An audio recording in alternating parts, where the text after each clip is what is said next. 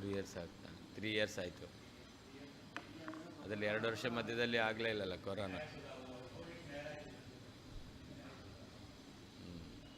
ಪಲಿಮಾರಲ್ಲಿ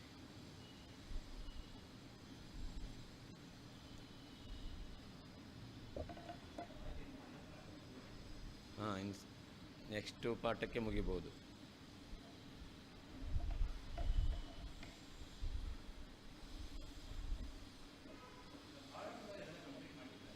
ಹಾಂ,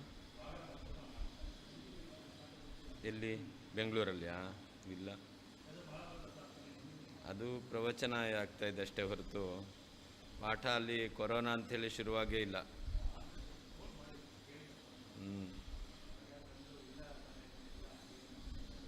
ಅದೇ ಪಾಠ ಶುರುವಾಗಲೇ ಇಲ್ಲ ಅಲ್ಲಿ. ಬೆಳಗಿನ ಪಾಠ ಮಾತ್ರ ಶುರುವಾಗಿದೆ, ಇದಾಗಿಲ್ಲ. ಹಾಂ, ಇಲ್ಲ, ಆಗಿಲ್ಲ.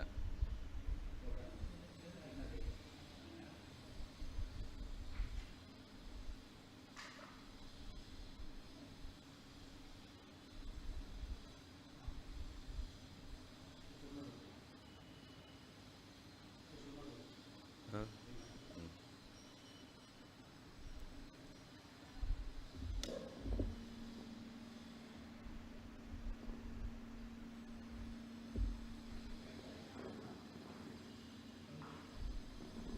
ಸೌಂಡ್ ಜಾಸ್ತಿ ಆಯಿತಾ?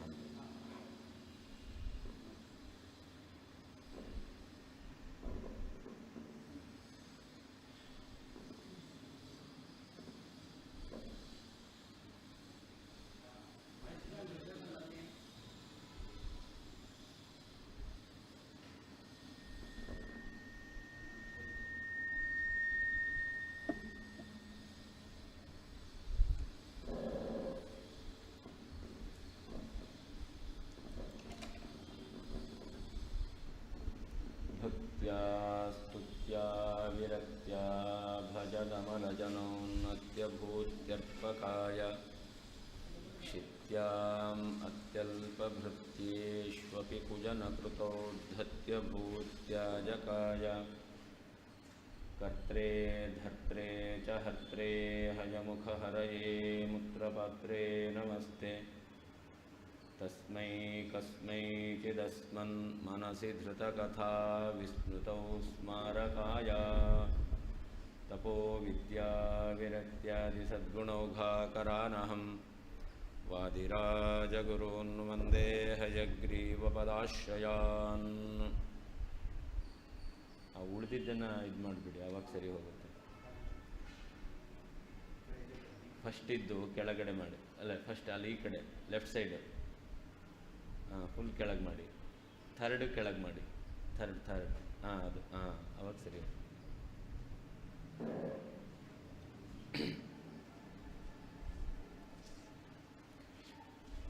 807 ಆಗಿತ್ತು, 808 ಶುರುವಾಗಬೇಕು. ಭಟೌ ಚಾಗ್ರೇಸರೌ ತಸ್ಯ ರಿಪುಸೇನಾ ಮುಖಾಗತೌ ಅಲ್ಪಜ್ಞತ್ವಬಹುಜ್ಞತ್ವಾ ಅಭಾವೌ ಚೋಭಯಪಾರ್ಶ್ವಗೌ.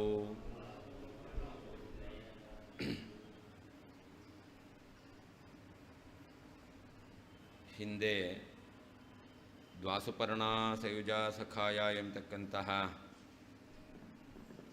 ಮಂತ್ರ ಎಂಬತಕ್ಕಂಥದ್ದಿದೆ. ಈ ಮಂತ್ರದಿಂದ ಜೀವಬ್ರಹ್ಮರಲ್ಲಿ ಭೇದ ಎಂಬತಕ್ಕಂಥದ್ದು ಸಿದ್ಧವಾಗುತ್ತೆ. ಜೀವಬ್ರಹ್ಮರಿಗೆ ಅಭೇದವನ್ನು ಒಪ್ಪಲಿಕ್ಕೆ ಬರೋದಿಲ್ಲ ಅಂತ ಹೇಳಿದರು. ಸಂಸಾರ ಧ್ವಂಸ, ಸಂಸಾರ ಎಂಬತಕ್ಕಂಥದ್ದು ಬಂಧನ, ಸಂಸಾರದ ಧ್ವಂಸ ಮತ್ತು ಅತ್ಯಂತಾಭಾವ, ಸಂಸಾರ ಅತ್ಯಂತಾಭಾವ, ಇದೆರಡೂ ಕೂಡ ವಿರುದ್ಧವಾದ ಧರ್ಮಗಳು.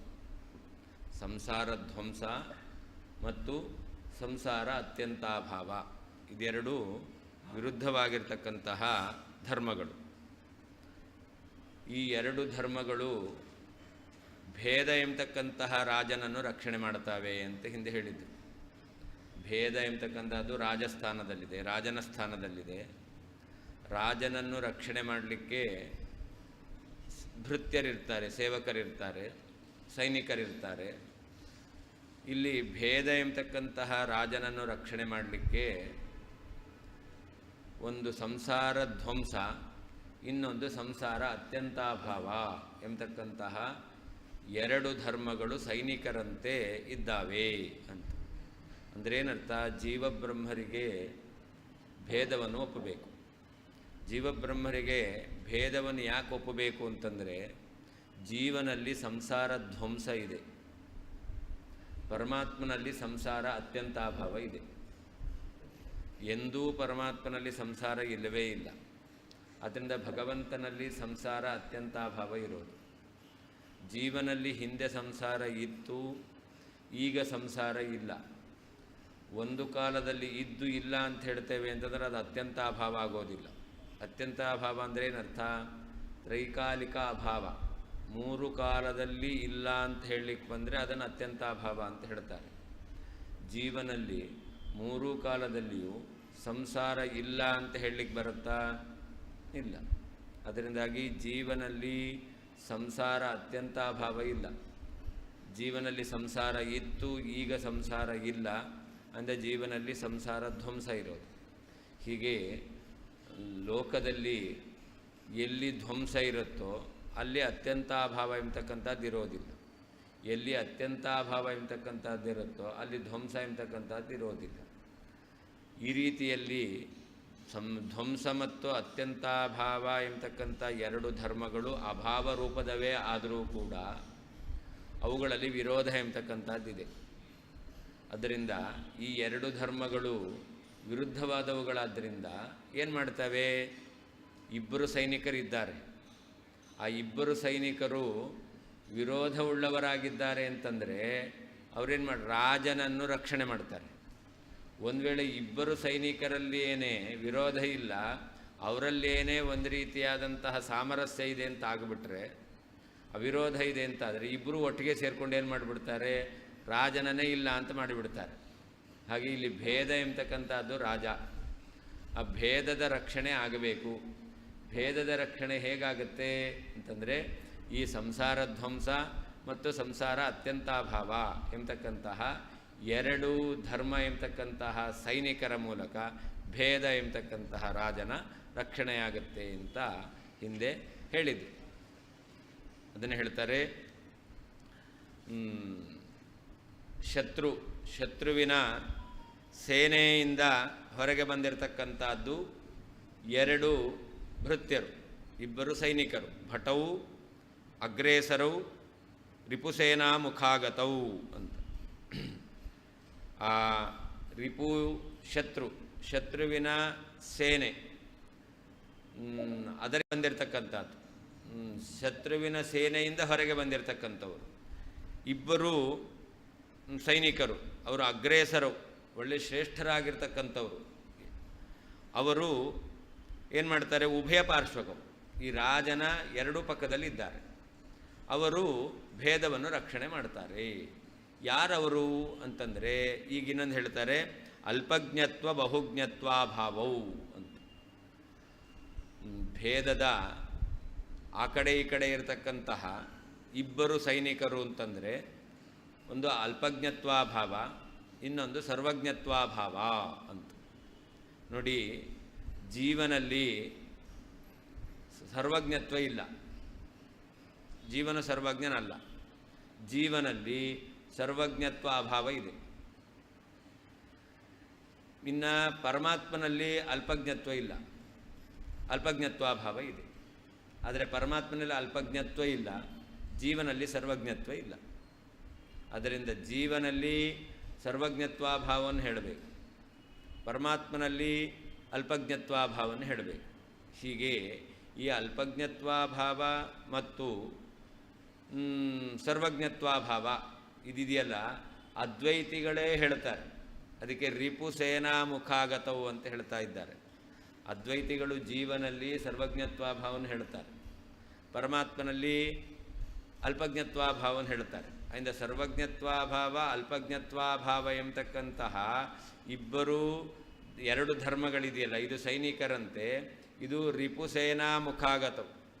ಇವರು ಶತ್ರು ಸೇನೆಯಿಂದ ಹೊರಗೆ ಬಂದವರು. ಇಲ್ಲಿ ಸೇನಾ ಅಂತಂದರೆ ಶತ್ರು ಸೇನೆ ಅಂತಂದರೆ ಮಾಯಾವಾದಿಗಳು, ಅವರ ಮುಖದಿಂದ ಬಂದಿರೋದು, ಅಂದರೆ ಅವರೇ ಹೇಳಿರ್ತಕ್ಕಂಥದ್ದು. ಇಂತಹ ಎರಡು ಧರ್ಮಗಳೇನು ಮಾಡ್ತಾ ಇದ್ದಾವೆ? ಉಭಯ ಪಾರ್ಶ್ವವು, ಭೇದದ ಆ ಕಡೆ ಈ ಕಡೆ ಇದ್ದಾವೆ. ಆ ಭೇದದ ಆ ಕಡೆ ಈ ಕಡೆ ಇರೋದರಿಂದಾಗಿ ಭೇದ ಎಂಬತಕ್ಕಂಥದ್ದು ರಕ್ಷಿತವಾಗುತ್ತೆ. ಅರ್ಥಾತ್ ಜೀವನಲ್ಲಿ ಸರ್ವಜ್ಞತ್ವಾಭಾವ ಇದೆ, ಪರಮಾತ್ಮನಲ್ಲಿ ಅಲ್ಪಜ್ಞತ್ವಾಭಾವ ಇದೆ. ಹೀಗೆ ಸರ್ವಜ್ಞತ್ವಾಭಾವ ಅಲ್ಪಜ್ಞತ್ವಾಭಾವ ಎಂಬತಕ್ಕಂತಹ ವಿರುದ್ಧ ಧರ್ಮ ಉಳ್ಳವರಿಗೆ ಅಭೇದವನ್ನು ಹೇಳಲಿಕ್ಕೆ ಬರಲ್ಲ, ಭೇದವನ್ನೇ ಹೇಳಬೇಕು.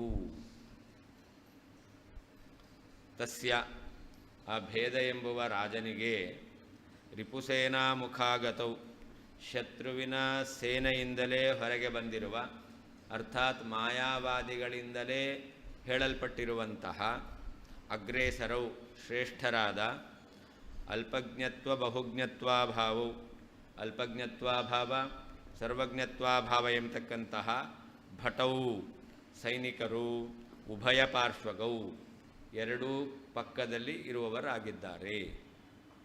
ತಸ್ಯ ಆ ಭೇದ ಎಂಬತಕ್ಕಂತಹ ರಾಜನಿಗೆ ರಿಪುಸೇನಾ ಮುಖಾಗತೌ, ಶತ್ರುವಿನ ಸೇನೆಯಿಂದಲೇ ಹೊರಗೆ ಬಂದಿರುವ, ಮಾಯಾವಾದಿ ಎಂಬತಕ್ಕಂಥವರ ಮುಖದಿಂದ ಹೊರಗೆ ಬಂದಿರುವಂತಹ ಅಗ್ರೇಸರೌ ಶ್ರೇಷ್ಠವಾದ ಅಲ್ಪಜ್ಞತ್ವ ಬಹುಜ್ಞತ್ವಾಭಾವೌ, ಅಲ್ಪಜ್ಞತ್ವ ಅಭಾವ ಸರ್ವಜ್ಞತ್ವ ಅಭಾವ ಎಂಬತಕ್ಕಂತಹ ಭಟೌ ಸೈನಿಕರು, ಉಭಯ ಪಾರ್ಶ್ವಗೌ ಎರಡೂ ಕಡೆ ಪಕ್ಕದಲ್ಲಿರುವವರಾಗಿದ್ದಾರೆ.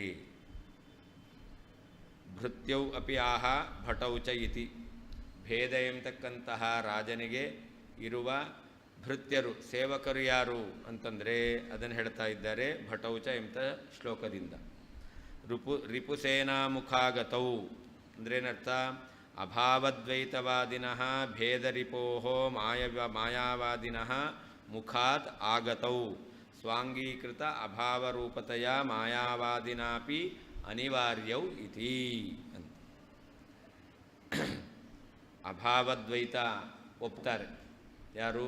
ಮಾಯಾವಾದಿಗಳು. ಆದರೆ ಅವರು ಭೇದವನ್ನು ಒಪ್ಪೋದಿಲ್ಲ, ಭೇದವನ್ನು ಒಪ್ಪೋದಿಲ್ಲ. ಅಭೇದ ಅಭಾವದ್ವೈತವನ್ನು ಒಪ್ತಾರೆ. ದ್ವೈತ ಅಂದರೆ ಭೇದ, ಹಾಗಾದರೆ ದ್ವೈತಕ್ಕೆ ವಿರೋಧಿಗಳು. ಆದರೆ ದ್ವೈತ ವಿರೋಧಿಗಳಾದರೂ ಕೂಡ ಅವರೇನು ಒಪ್ತಾರೆ? ಅಭಾವ ದ್ವೈತವನ್ನು ಒಪ್ತಾ ಇದ್ದಾರೆ. ಅದರಿಂದಾಗಿ ಇಲ್ಲಿ ಸರ್ವಜ್ಞತ್ವಾಭಾವ ಅಲ್ಪಜ್ಞತ್ವಾಭಾವ ಎಂಬತಕ್ಕಂಥದ್ದು ಎರಡು ಅಭಾವ, ಅದು ಬೇರೆ ಬೇರೆ. ಅಂದರೆ ಅಭಾವ ದ್ವೈತವನ್ನು ಒಪ್ಪಿದ್ದಾರೆ ಯಾರು? ಮಾಯಾವಾದಿಗಳು. ಅವರು ಭೇದವನ್ನು ಒಪ್ಪೋದಿಲ್ಲ, ಆದ್ದರಿಂದ ಭೇದಕ್ಕೆ ಶತ್ರುವಿನಂತೆ ಇರತಕ್ಕಂಥವರು. ಅವರ ಬಾಯಿಂದಲೇ ಬಂದಿರತಕ್ಕಂಥದ್ದು ಯಾವುದು? ಅಲ್ಪಜ್ಞತ್ವಾಭಾವ ಮತ್ತು ಸರ್ವಜ್ಞತ್ವಾಭಾವ ಎಂಬತಕ್ಕಂಥ ಧರ್ಮಗಳು. ಅದು ಅವರು ಕೂಡ ಒಪ್ಪಿಕೊಂಡಿದ್ದಾರೆ, ಅದರಿಂದ ಅನಿವಾರ್ಯವಾಗಿದೆ. ಈ ಭೇದ ಎಂಬತಕ್ಕಂಥ ರಾಜನಿಗೆ ರಕ್ಷಕರಾಗಿ ಇರುವಂತಹ ಇಬ್ಬರು ಸೈನಿಕರಂತೆ ಇರುವಂತಹ ಎರಡು ಧರ್ಮಗಳು ಆ ಮಾಯಾವಾದಿಗಳಿಂದಲೂ ಕೂಡ ಸ್ವೀಕೃತವಾದವುಗಳೇ ಆಗಿದ್ದಾವೆ.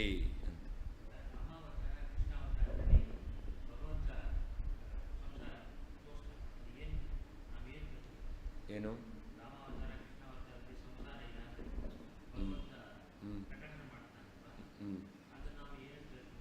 ಅದೇ ನೀವು ಹೇಳಿದ್ರೆ ಪ್ರಕಾರ ಸಂಸಾರ ಇರುವಂತೆ ತೋರಿಸ್ತಾನೆ. ಹಾಂ, ಅದೇ ಉತ್ತರ. ಸಂಸಾರ ಇರುವಂತೆ ತೋರಿಸ್ತಾನೆ, ಸಂಸಾರ ಇಲ್ಲ.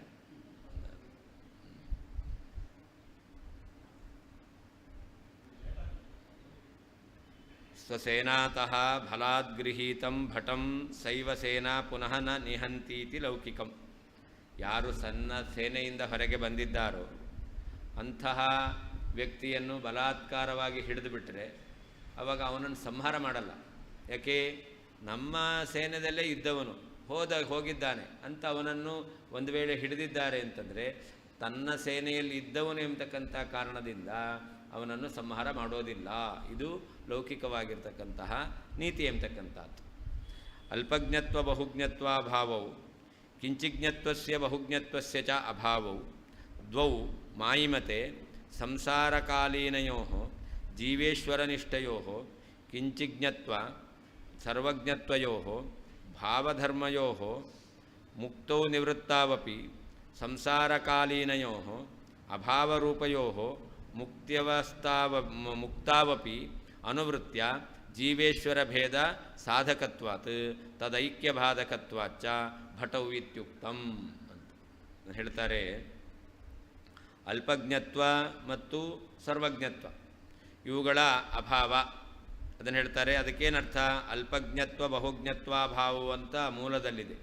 ಅದಕ್ಕರ್ಥ ಕಿಂಚಿಜ್ಞತ್ವಸ್ಯ ಅಭಾವ ಅಲ್ಪಜ್ಞತ್ವಸ್ಯ ಅಭಾವ ಅಂತ. ಜೀವನಲ್ಲಿ ಸರ್ವಜ್ಞತ್ವದ ಅಭಾವ ಇದೆ. ಸಂಸಾರಾವಸ್ಥೆಯಲ್ಲಿ ಜೀವ ಸರ್ವಜ್ಞನಲ್ಲ. ಅಂದರೆ ಜೀವನಲ್ಲಿ ಸರ್ವಜ್ಞತ್ವದ ಅಭಾವ ಇದೆ. ಪರಮಾತ್ಮನನ್ನು ಸರ್ವಜ್ಞ ಅಂತ ಹೇಳ್ತಾರೆ. ಅಂದರೆ ಅಲ್ಪಜ್ಞ ಅಲ್ಲ, ಅವನು ಅಲ್ಪಜ್ಞತ್ವ ಅಭಾವ ಎಂಬತಕ್ಕಂಥದ್ದಿದೆ. ಅದರಿಂದ ಮಾಯಿಮತೆ ಮಾಯಾವಾದಿಗಳ ಮತದಲ್ಲಿ ಸಂಸಾರಕಾಲೀನಯೋ ಸಂಸಾರದ ಅವಸ್ಥೆಯಲ್ಲಿ ಜೀವೇಶ್ವರ ನಿಷ್ಠೆಯೋ ಸಂಸಾರಾವಸ್ಥೆಯಲ್ಲಿ ಜೀವನಲ್ಲಿ ಮತ್ತು ಪರಮಾತ್ಮನಲ್ಲಿರತಕ್ಕಂಥ ಧರ್ಮಗಳು. ಜೀವನಲ್ಲಿ ಸರ್ವಜ್ಞತ್ವಾಭಾವ ಸಂಸಾರಾವಸ್ಥೆಯಲ್ಲಿದೆ, ಪರಮಾತ್ಮನಲ್ಲಿ ಅಲ್ಪಜ್ಞತ್ವಾಭಾವ ಎಂಬತಕ್ಕಂಥದ್ದಿದೆ. ಈ ಜೀವನಲ್ಲಿರುವಂತಹ ಅಲ್ಪಜ್ಞತ್ವ ಸಂಸಾರ ಕಾಲದಲ್ಲಿ ಇತ್ತಲ್ಲ, ಅದು ಮುಕ್ತಿಯವಸ್ಥೆಯಲ್ಲಿ ನಿವೃತ್ತಿ ಆಗುತ್ತೆ. ಹಾಗೆ ಪರಮಾತ್ಮನಲ್ಲಿ ಸರ್ವಜ್ಞತ್ವ ಎಂಬತಕ್ಕಂಥದ್ದಿತ್ತಲ್ಲ, ಅದು ನಿವೃತ್ತಿ ಆಗುತ್ತೆ. ಯಾಕಂದ್ರೆ ಭಾವರೂಪವಾದ ಧರ್ಮ. ಭಾವರೂಪ ಧರ್ಮಗಳು ಸಂಸಾರಾವಸ್ಥೆಯಲ್ಲಿ ಇದ್ದರೆ ಮುಕ್ತಿಯವಸ್ಥೆಯಲ್ಲಿ ನಿವೃತ್ತಿ ಆಗುತ್ತೆ. ಆದರೆ ಅಭಾವರೂಪವಾದ ಧರ್ಮ ಮುಕ್ತಿಯವಸ್ಥೆಯಲ್ಲಿಯೂ ಕೂಡ ನಿವೃತ್ತಿ ಹೊಂದೋದಿಲ್ಲ. ಹಾಗಾದರೆ ಜೀವನಲ್ಲಿ ಸರ್ವಜ್ಞತ್ವ ಅಭಾವ ಎಂಬತಕ್ಕಂಥದ್ದು ಮುಕ್ತಿಯವಸ್ಥೆಯಲ್ಲೂ ಇದೆ, ಪರಮಾತ್ಮನಲ್ಲಿ ಅಲ್ಪಜ್ಞತ್ವಾಭಾವ ಎಂಬತಕ್ಕಂಥದ್ದು ಮುಕ್ತಿಯವಸ್ಥೆಯಲ್ಲೂ ಇದೆ. ಅದರಿಂದ ಈ ಅಭಾವರೂಪವಾಗಿರ್ತಕ್ಕಂಥ ಧರ್ಮ ಅದು ವಿರುದ್ಧವಾದವುಗಳು ಮುಕ್ತಿಯವಸ್ಥೆಯಲ್ಲೂ ಇದೆ ಅಂತಾದರೆ ಆ ಧರ್ಮವನ್ನು ಹೊಂದಿರುವತಕ್ಕಂತಹ ವ್ಯಕ್ತಿಗಳಿಗೆ ಭೇದವನ್ನು ಒಪ್ಪಲೇಬೇಕು. ಆ ಭೇದವನ್ನು ಹೇಳಲಿಕ್ಕೆ, ಐಕ್ಯವನ್ನು ಹೇಳಲಿಕ್ಕೆ ಬರುವುದಿಲ್ಲ. ಸಂಸಾರಕಾಲೀನಯೋ ಜೀವೇಶ್ವರನಿಷ್ಠಯೋ ಕಿಂಚಿಜ್ಞತ್ವ ಸರ್ವಜ್ಞತ್ವಯೋ ಭಾವಧರ್ಮಯೋ ಮುಕ್ತೌ ನಿವೃತ್ತಾವ. ಮುಕ್ತಾವಸ್ಥೆಯಲ್ಲಿ ಭಾವಧರ್ಮಗಳು ನಿವೃತ್ತವಾಗಿ ಹೋಗ್ತವೆ, ಇಲ್ಲ ಅಂತಾಗುತ್ತೆ. ಆದರೆ ಸಂಸಾರಕಾಲೀನಯೋ ಅಭಾವರೂಪಯೋ ಸಂಸಾರದಲ್ಲಿ ಜೀವನಲ್ಲಿದೆಯಲ್ಲ ಸರ್ವಜ್ಞತ್ವಾಭಾವ, ಪರಮಾತ್ಮನಲ್ಲಿದೆಯಲ್ಲ ಅಲ್ಪಜ್ಞತ್ವಾಭಾವ, ಇದು ಅಭಾವರೂಪವಾದದ್ದು. ಅಭಾವರೂಪವಾದ ಧರ್ಮ ಅದು ಸಂಸಾರಾವಸ್ಥೆಯಲ್ಲಿದೆ, ಮುಕ್ತಾವಸ್ಥೆಯಲ್ಲಿಯೂ ಕೂಡ ಆ ಧರ್ಮ ಎಂಬತಕ್ಕಂಥದ್ದು ಇದ್ದೇ ಇರುತ್ತೆ. ಆದ್ದರಿಂದ ಮುಕ್ತಾವಪಿ ಅನುವೃತ್ಯ ಜೀವೇಶ್ವರ ಭೇದ ಸಾಧಕತ್ವ. ಎಲ್ಲಿ ವಿರುದ್ಧವಾದ ಧರ್ಮಗಳಿದೆಯೋ ಅದೆರಡು ಬೇರೆ ಅಂತ ನಾವು ಲೋಕದಲ್ಲಿ ಒಪ್ಪಿದ್ದೇವೆ. ಘಟತ್ವ ಪಟತ್ವ ವಿರುದ್ಧವಾದ ಧರ್ಮ. ಘಟತ್ವ ಧರ್ಮ ಘಟದಲ್ಲಿದೆ, ಪಟತ್ವ ಧರ್ಮ ಪಟದಲ್ಲಿದೆ. ಅದರಿಂದ ವಿರುದ್ಧವಾದ ಧರ್ಮವುಳ್ಳಂತಹ ಘಟಪಟಗಳು ಬೇರೆ. ಹಾಗೆ ಇಲ್ಲಿಯೂ ಕೂಡ ಅಲ್ಪಜ್ಞತ್ವಾಭಾವ ಸರ್ವಜ್ಞತ್ವಾಭಾವ ಎಂಬತಕ್ಕಂಥದ್ದು ವಿರುದ್ಧವಾದ ಧರ್ಮಗಳು. ಈ ಸರ್ವಜ್ಞತ್ವಾಭಾವ ಎಂಬತಕ್ಕಂಥದ್ದು ಜೀವನಲ್ಲಿದೆ, ಅಲ್ಪಜ್ಞತ್ವಾಭಾವ ಎಂಬತಕ್ಕಂಥದ್ದು ಪರಮಾತ್ಮನಲ್ಲಿದೆ. ಮುಕ್ತಾವಸ್ಥೆಯಲ್ಲಿಯೂ ಅನುವೃತ್ತವಾಗಿರ್ತಕ್ಕಂಥದ್ದು ಇರತಕ್ಕಂಥ ಧರ್ಮಗಳು. ಆದ್ದರಿಂದ ವಿರುದ್ಧವಾದ ಧರ್ಮಾಧಿಕರಣ ಜೀವೇಶ್ವರರಾದರು. ಅವರಲ್ಲಿ ಐಕ್ಯವನ್ನು ಒಪ್ಪಲಿಕ್ಕೆ ಬರೋದಿಲ್ಲ, ಭೇದವನ್ನೇ ಒಪ್ಪಬೇಕಾಗುತ್ತೆ ಅಂತ. ತದೈಕ್ಯ ಬಾಧಕತ್ವ. ವಿರುದ್ಧ ಧರ್ಮ ಇದೆ ಅಂತಾದರೆ ಐಕ್ಯಕ್ಕೆ ಅದು ಬಾಧಕವಾಗಿರುತ್ತೆ, ಒಪ್ಪಲಿಕ್ಕೆ ಬರೋದಿಲ್ಲ ಅಂತ. ಹೌದು, ಜೀವ ಸರ್ವಜ್ಞನ ಅಲ್ಲ, ಸರ್ವಜ್ಞತ್ವಾಭಾವ ಬಂತು. ಸರ್ವಜ್ಞ ಅಲ್ಲ ಅಂದರೆ ಅವನಲ್ಲಿ ಸರ್ವಜ್ಞತ್ವ ಇಲ್ಲ, ಸರ್ವಜ್ಞತ್ವ ಇಲ್ಲ ಅಂದರೆ ಸರ್ವಜ್ಞತ್ವಾಭಾವ ಬಂತು. ನಹಿ ಸಂಸಾರೇಪಿ ಈಶ್ವರೇ ಅಲ್ಪಜ್ಞತ್ವಾಭಾವ ಜೀವೇ ಸರ್ವಜ್ಞತ್ವಾಭಾವಶ್ಚ ನಾಸ್ತೀತಿ ಪರೋವಕ್ತಿ. ಅವರ ಮತದಲ್ಲಿಯೂ ಕೂಡ ಸಂಸಾರಾವಸ್ಥೆಯಲ್ಲಿ ಜೀವನಲ್ಲಿ ಅಲ್ಪಜ್ಞತ್ವ ಅಭಾವ ಇಲ್ಲ, ಪರಮಾತ್ಮನಲ್ಲಿ ಸರ್ವಜ್ಞತ್ವ ಅಭಾವ ಇಲ್ಲ ಎಂಬುದಾಗಿ ಅವನು ಹೇಳ್ತಾನ.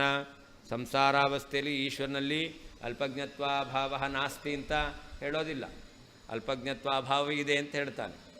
ಹಾಗೆ ಅಲ್ಪಜ್ಞತ್ವ ಅಭಾವ ಇಲ್ಲ ಅಂದರೆ ಏನರ್ಥ? ಅಲ್ಪಜ್ಞತ್ವ ಇದೆ ಅಂತ ಆಗ್ಬಿಡ್ತಿತ್ತು. ಪರಮಾತ್ಮನಲ್ಲಿ ಅಲ್ಪಜ್ಞತ್ವ ಇಲ್ಲ, ಅದರಿಂದ ಅಲ್ಪಜ್ಞತ್ವ ಅಭಾವವನ್ನು ಸಂಸಾರದಲ್ಲಿ ಹೇಳ್ತಾನೆ. ಹಾಗೆಯೇ ಜೀವನಲ್ಲಿ ಸರ್ವಜ್ಞತ್ವ ಅಭಾವವನ್ನು ಸಂಸಾರಾವಸ್ಥೆಯಲ್ಲಿ ಹೇಳ್ತಾನೆ. ಜೀವನು ಸರ್ವಜ್ಞನಲ್ಲ, ಅದರಿಂದ ಸರ್ವಜ್ಞತ್ವಾಭಾವ ಸಂಸಾರಾವಸ್ಥೆಯಲ್ಲಿ ಜೀವನಲ್ಲಿ ಇಲ್ಲ ಅಂತ ಹೇಳಿಬಿಡ್ತಾನೆ ಅಂತಾದರೆ ಜೀವ ಸರ್ವಜ್ಞ ಅಂತ ಆಗಬೇಕಾಗುತ್ತೆ. ಅದರಿಂದಾಗಿ ಅವರೂ ಕೂಡ ಸಂಸಾರಾವಸ್ಥೆಯಲ್ಲಿ ಜೀವ ಪರಮಾತ್ಮರಲ್ಲಿ ಸರ್ವಜ್ಞತ್ವಾಭಾವ ಅಲ್ಪಜ್ಞತ್ವಾಭಾವವನ್ನು ಒಪ್ಪಿದ್ದಾರೆ. ಈ ಸರ್ವಜ್ಞತ್ವಾಭಾವ ಅಲ್ಪಜ್ಞತ್ವಾಭಾವ ಎಂಬತಕ್ಕಂಥದ್ದು ಜೀವ ಪರಮಾತ್ಮರಲ್ಲಿ ಭೇದವನ್ನು ಸಾಧನೆ ಮಾಡುತ್ತೆ. ಆ ಭೇದವನ್ನು ಹೇಳಲಿಕ್ಕೆ ಬರೋದಿಲ್ಲ.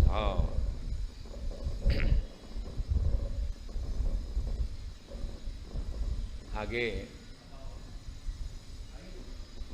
ಅಲ್ಲಿಂದ ಗಾಳಿ ಬರುತ್ತಲ್ಲ ಅದಕ್ಕೆ.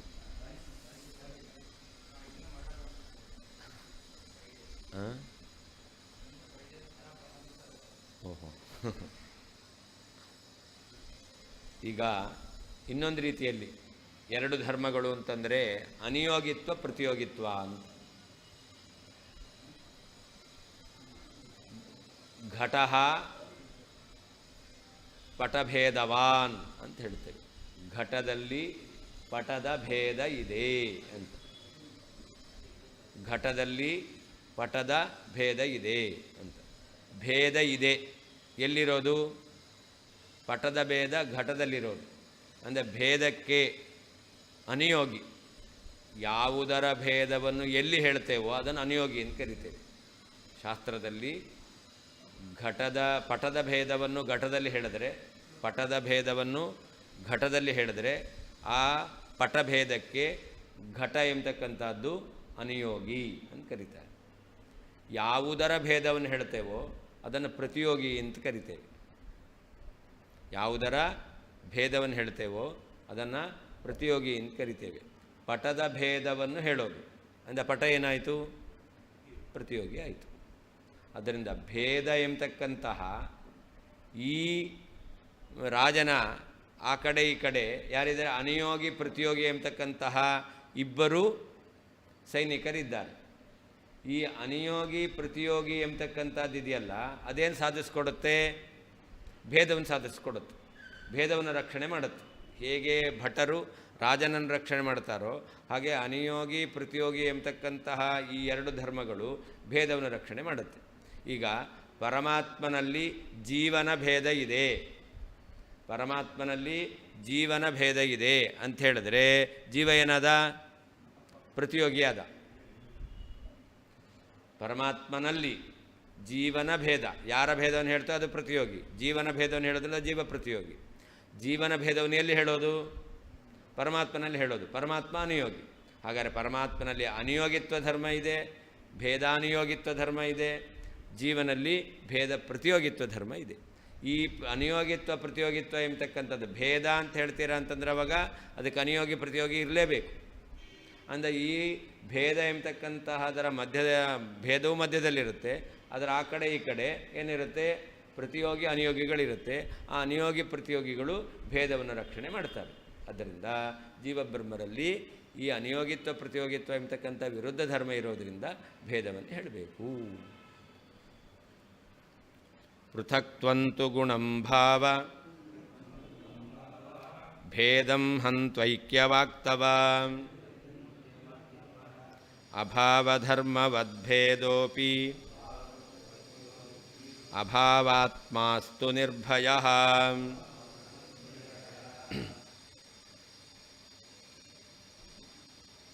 ತತ್ವಮಸಿ ಎಂಬತಕ್ಕಂತಹ ಅಭೇದ ವಾಕ್ಯ ಎಂಬತಕ್ಕಂಥದ್ದಿದೆ. ಈ ಅಭೇದ ವಾಕ್ಯ ಎಂಬತಕ್ಕಂಥದ್ದು ಅವರ ಮತ ಪ್ರಕಾರ ನಿರ್ಗುಣ ಅಂತ ಶ್ರುತಿ ಇದೆ. ಆದ್ದರಿಂದ ಅದು ಗುಣವನ್ನು ನಿಷೇಧ ಮಾಡುತ್ತೆ. ಎರಡು ವಾಕ್ಯ ಇದೆ. ಒಂದು ತತ್ವಮಸಿ ಎಂಬತಕ್ಕಂಥ ಅಭೇದವನ್ನು ಹೇಳ್ತಕ್ಕಂಥ ವಾಕ್ಯ, ಇನ್ನೊಂದು ಸಾಕ್ಷಿ ಚೇತ ಕೇವಲೋ ನಿರ್ಗುಣಶ್ಚ ಎಂಬತಕ್ಕಂಥ ಬ್ರಹ್ಮನು ನಿರ್ಗುಣ ಎಂಬುದಾಗಿ ಹೇಳ್ತಕ್ಕಂಥ ವಾಕ್ಯ. ಎರಡು ವಾಕ್ಯಗಳಿದೆ. ಇದರಲ್ಲಿ ಒಂದು ವೇಳೆ ಭಾವಧರ್ಮವನ್ನು ಒಪ್ಪಿಬಿಟ್ರೆ, ಆವಾಗ ಬ್ರಹ್ಮನಲ್ಲಿ ಭಾವರೂಪವಾದ ಧರ್ಮವನ್ನು ಒಪ್ಪಿಬಿಟ್ರೆ ಆವಾಗ ಜೀವಬ್ರಹ್ಮರಿಗೆ ಭೇದವನ್ನೇ ಒಪ್ಪಬೇಕಾಗುತ್ತೆ. ಭಾವರೂಪವಾದ ಧರ್ಮವನ್ನು ಒಪ್ಪಿಬಿಟ್ರೆ ಜೀವಬ್ರಹ್ಮರಿಗೆ ಅಭೇದವನ್ನು ಹೇಳಲಿಕ್ಕೆ ಬರಲ್ಲ.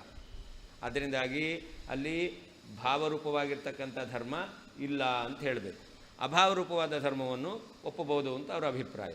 ಈಗ ತಾರ್ಕಿಕ ಮತ ಪ್ರಕಾರ ಅನ್ಯೋನ್ಯಾಭಾವ, ಪೃಥಕ್ತ್ವ ಮತ್ತು ಭೇದ ಅಂತ 3 ಧರ್ಮಗಳನ್ನು ಹೇಳ್ತಾರೆ ಅವರು. 3 ರೀತಿಯಾದ ಭೇದ ಅಂತ ಹೇಳ್ತಾರೆ. ಈ ಪೃಥಕ್ತ್ವ ಇದೆಯಲ್ಲ, ಅವ್ರ ಮತ ಪ್ರಕಾರ ಗುಣ. ಪೃಥಕ್ತ್ವ ಎಂಬತಕ್ಕಂಥದ್ದು ಗುಣ. ಕರ್ಮ ಮತ್ತು ಗುಣಗಳು ಒಂದೇನೋ ಬೇರೇನೋ? ಕರ್ಮ ಮತ್ತು ಗುಣ ಒಂದೇನೋ ಬೇರೇನೋ? ಬೇರೆ ಅಲ್ವಾ? ಪೃಥಕ್ತ್ವ ಎಂಬತಕ್ಕಂಥದ್ದು ಕರ್ಮದಲ್ಲಿ ಆಗಲಿ ಗುಣದಲ್ಲಿ ಆಗಲಿ ಇರಲಿಕ್ಕೆ ಸಾಧ್ಯ ಇದೆಯಾ? ಇಲ್ಲ. ಯಾಕಿಲ್ಲ? ಪೃಥಕ್ತ್ವ ಅನ್ನೋದು ಗುಣ. ಗುಣ ಇರೋದಲ್ಲಿ ದ್ರವ್ಯದಲ್ಲಿ ಮಾತ್ರ. ದ್ರವ್ಯ, ಗುಣ, ಕರ್ಮ, ಸಾಮಾನ್ಯ, ವಿಶೇಷ, ಸಮವಾಯ, ಅಭಾವ ಎಂಬುದಾಗಿ ತಾರ್ಕಿಕರು 7 ಪದಾರ್ಥವನ್ನು ಒಪ್ಪಿದ್ದಾರೆ. ಆ 7 ಪದಾರ್ಥದಲ್ಲಿ ಗುಣ ಇರತಕ್ಕಂಥದ್ದಲ್ಲಿ ದ್ರವ್ಯದಲ್ಲಿ ಮಾತ್ರ. ಗುಣ ಕರ್ಮಗಳಲ್ಲೇನಿಲ್ಲ. ಗುಣೇ ಗುಣಾನಂಗೀಕಾರ, ಅದರಿಂದ ಗುಣದಲ್ಲಿ ಗುಣ ಒಪ್ಪಿಲ್ಲ. ಹಾಗಾದರೆ ಪೃಥಕ್ತ್ವ ಎಂಬತಕ್ಕಂಥದ್ದು ಎಲ್ಲಿಲ್ಲ? ಗುಣದಲ್ಲಿಲ್ಲ.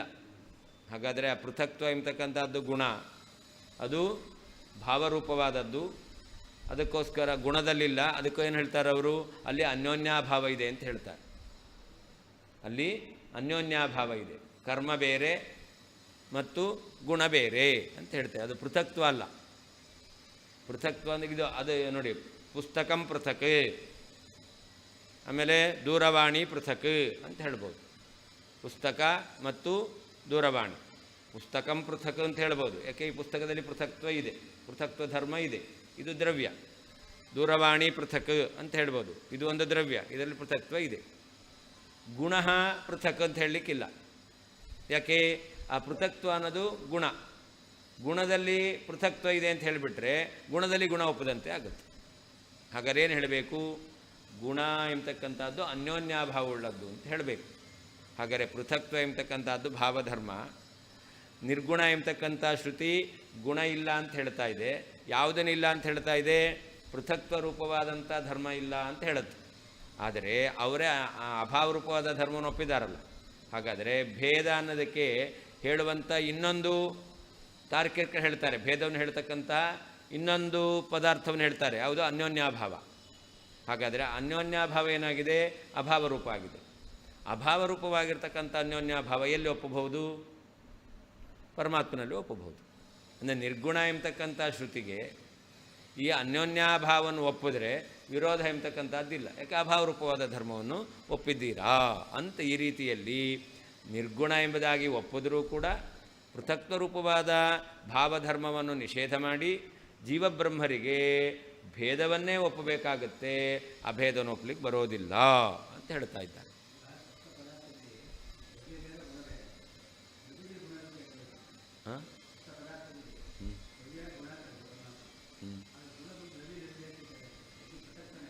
ಹೌದು, ಬೇರೆ. ಆದ್ದರಿಂದಲೇ ದ್ರವ್ಯದಲ್ಲಿ ಗುಣವು ಸಮವಾಯ ಸಂಬಂಧದಿಂದ ಇದೆ. ಭೂತಲ ಬೇರೆ, ಘಟ ಬೇರೆ. ಭೂತಲದಲ್ಲಿ ಘಟವು ಸಂಯೋಗ ಸಂಬಂಧದಿಂದ ಇದೆ. ಭೂತಲ ಬೇರೆ, ಘಟ ಬೇರೆ. ಭೂತಲದಲ್ಲಿ ಘಟ ಸಂಯೋಗ ಸಂಬಂಧದಿಂದ ಇದೆ. ದ್ರವ್ಯ ಬೇರೆ, ಗುಣ ಬೇರೆ. ದ್ರವ್ಯದಲ್ಲಿ ಗುಣ ಸಮವಾಯ ಸಂಬಂಧದಿಂದ ಇದೆ. ಈ ರೀತಿಯಲ್ಲಿ ಹಾಂ, ಅದೇ ಅನ್ಯೋನ್ಯಾಭಾವ. ತವ, ನಿನ್ನ. ಹಾಂ, ಹೌದು, ಬೇರೆ ಬರಲ್ಲ. ಇಲ್ಲ, ಹೌದು. ಹಾಂ, ಹಾಂ, ಅಭಾವ ಧರ್ಮ ಅಂತಂದರೆ ಈಗ ಪರಮಾತ್ಮನಲ್ಲಿ ಅಲ್ಪಜ್ಞತ್ವ ಅಭಾವ ಇದೆ. ಅಲ್ಪಜ್ಞತ್ವ ಅಭಾವ ಇದೆ. ಇದು ಅಭಾವ ಧರ್ಮ. ಅಭಾವರೂಪವಾದಂಥ ಧರ್ಮವನ್ನು ಬ್ರಹ್ಮನಲ್ಲಿ ಒಪ್ಪಬಹುದು. ಭಾವರೂಪವಾದ ಧರ್ಮವನ್ನು ಒಪ್ಪೋದಿಲ್ಲ. ಸರ್ವಜ್ಞತ್ವ ಅಂತಿದೆ. ಸರ್ವಜ್ಞತ್ವ ಅನ್ನೋದು ಭಾವರೂಪವಾದ ಧರ್ಮ. ಯಾವುದು ಇದೆ ಅಂತ ಜ್ಞಾನಕ್ಕೆ ವಿಷಯ ಆಗಿದೆಯೋ ಅದು ಭಾವ. ಯಾವುದು ಇಲ್ಲ ಎಂಬುವ ಜ್ಞಾನಕ್ಕೆ ವಿಷಯ ಆಗಿದೆಯೋ ಅದು ಅಭಾವ. ನೋಡಿ ಇಲ್ಲಿಗ ನೋಡಿದ ಕೂಡಲೇ ಘಟಃ ನಾಸ್ತಿ ಅಂತೀರ. ಹಾಗಾದರೆ ಘಟಃ ನಾಸ್ತಿ ಅಂತ ನಮಗೆ ಜ್ಞಾನ ಬರ್ತಾ ಇದೆ. ಹಾಗಾದರೆ ನಾಸ್ತಿ ಎಂಬತಕ್ಕಂತಹ ಪ್ರತೀತಿ, ಇಲ್ಲ ಎಂಬತಕ್ಕಂಥ ಜ್ಞಾನ, ಅದಕ್ಕೆ ವಿಷಯವಾದದ್ದು ಯಾವುದು? ಅಭಾವ, ಅಂದರೆ ಘಟಾಭಾವ ಅಂತ ಹೇಳ್ತೇವೆ. ಹಾಗೆಯೇ ಪರಮಾತ್ಮನೇ ಅಲ್ಪಜ್ಞತ್ವಂ ನಾಸ್ತಿ. ಹಾಗಾದರೆ ಬ್ರಹ್ಮನಲ್ಲಿ ಏನು ಬಂತು? ಅಲ್ಪಜ್ಞತ್ವ, ಅಭಾವ ಎಂಬತಕ್ಕಂಥ ಧರ್ಮ ಬಂತು. ಹಾಗೆಯೇ ಜೀವನಲ್ಲಿ ಅಲ್ಪಜ್ಞತ್ವಂ ಅಸ್ತಿ ಅಂತ ಹೇಳ್ತೇವೆ. ಹಾಗಾದರೆ ಇದೇ ಎಂಬತಕ್ಕಂಥ ಜ್ಞಾನಕ್ಕೆ ವಿಷಯವಾದದ್ದು ಯಾವುದು? ಅಲ್ಪಜ್ಞತ್ವ. ಆ ಅಲ್ಪಜ್ಞತ್ವ ಏನಾಗಿದೆ? ಭಾವರೂಪವಾದ ಧರ್ಮ ಆಗಿದೆ. ಅಸ್ತಿ ಇದೆ ಎಂಬುವ ಜ್ಞಾನಕ್ಕೆ ವಿಷಯವಾದದ್ದು ಭಾವ, ಇಲ್ಲ ಎಂಬತಕ್ಕಂಥ ಜ್ಞಾನಕ್ಕೆ ವಿಷಯವಾದದ್ದು ಅಭಾವ ಅಂತ.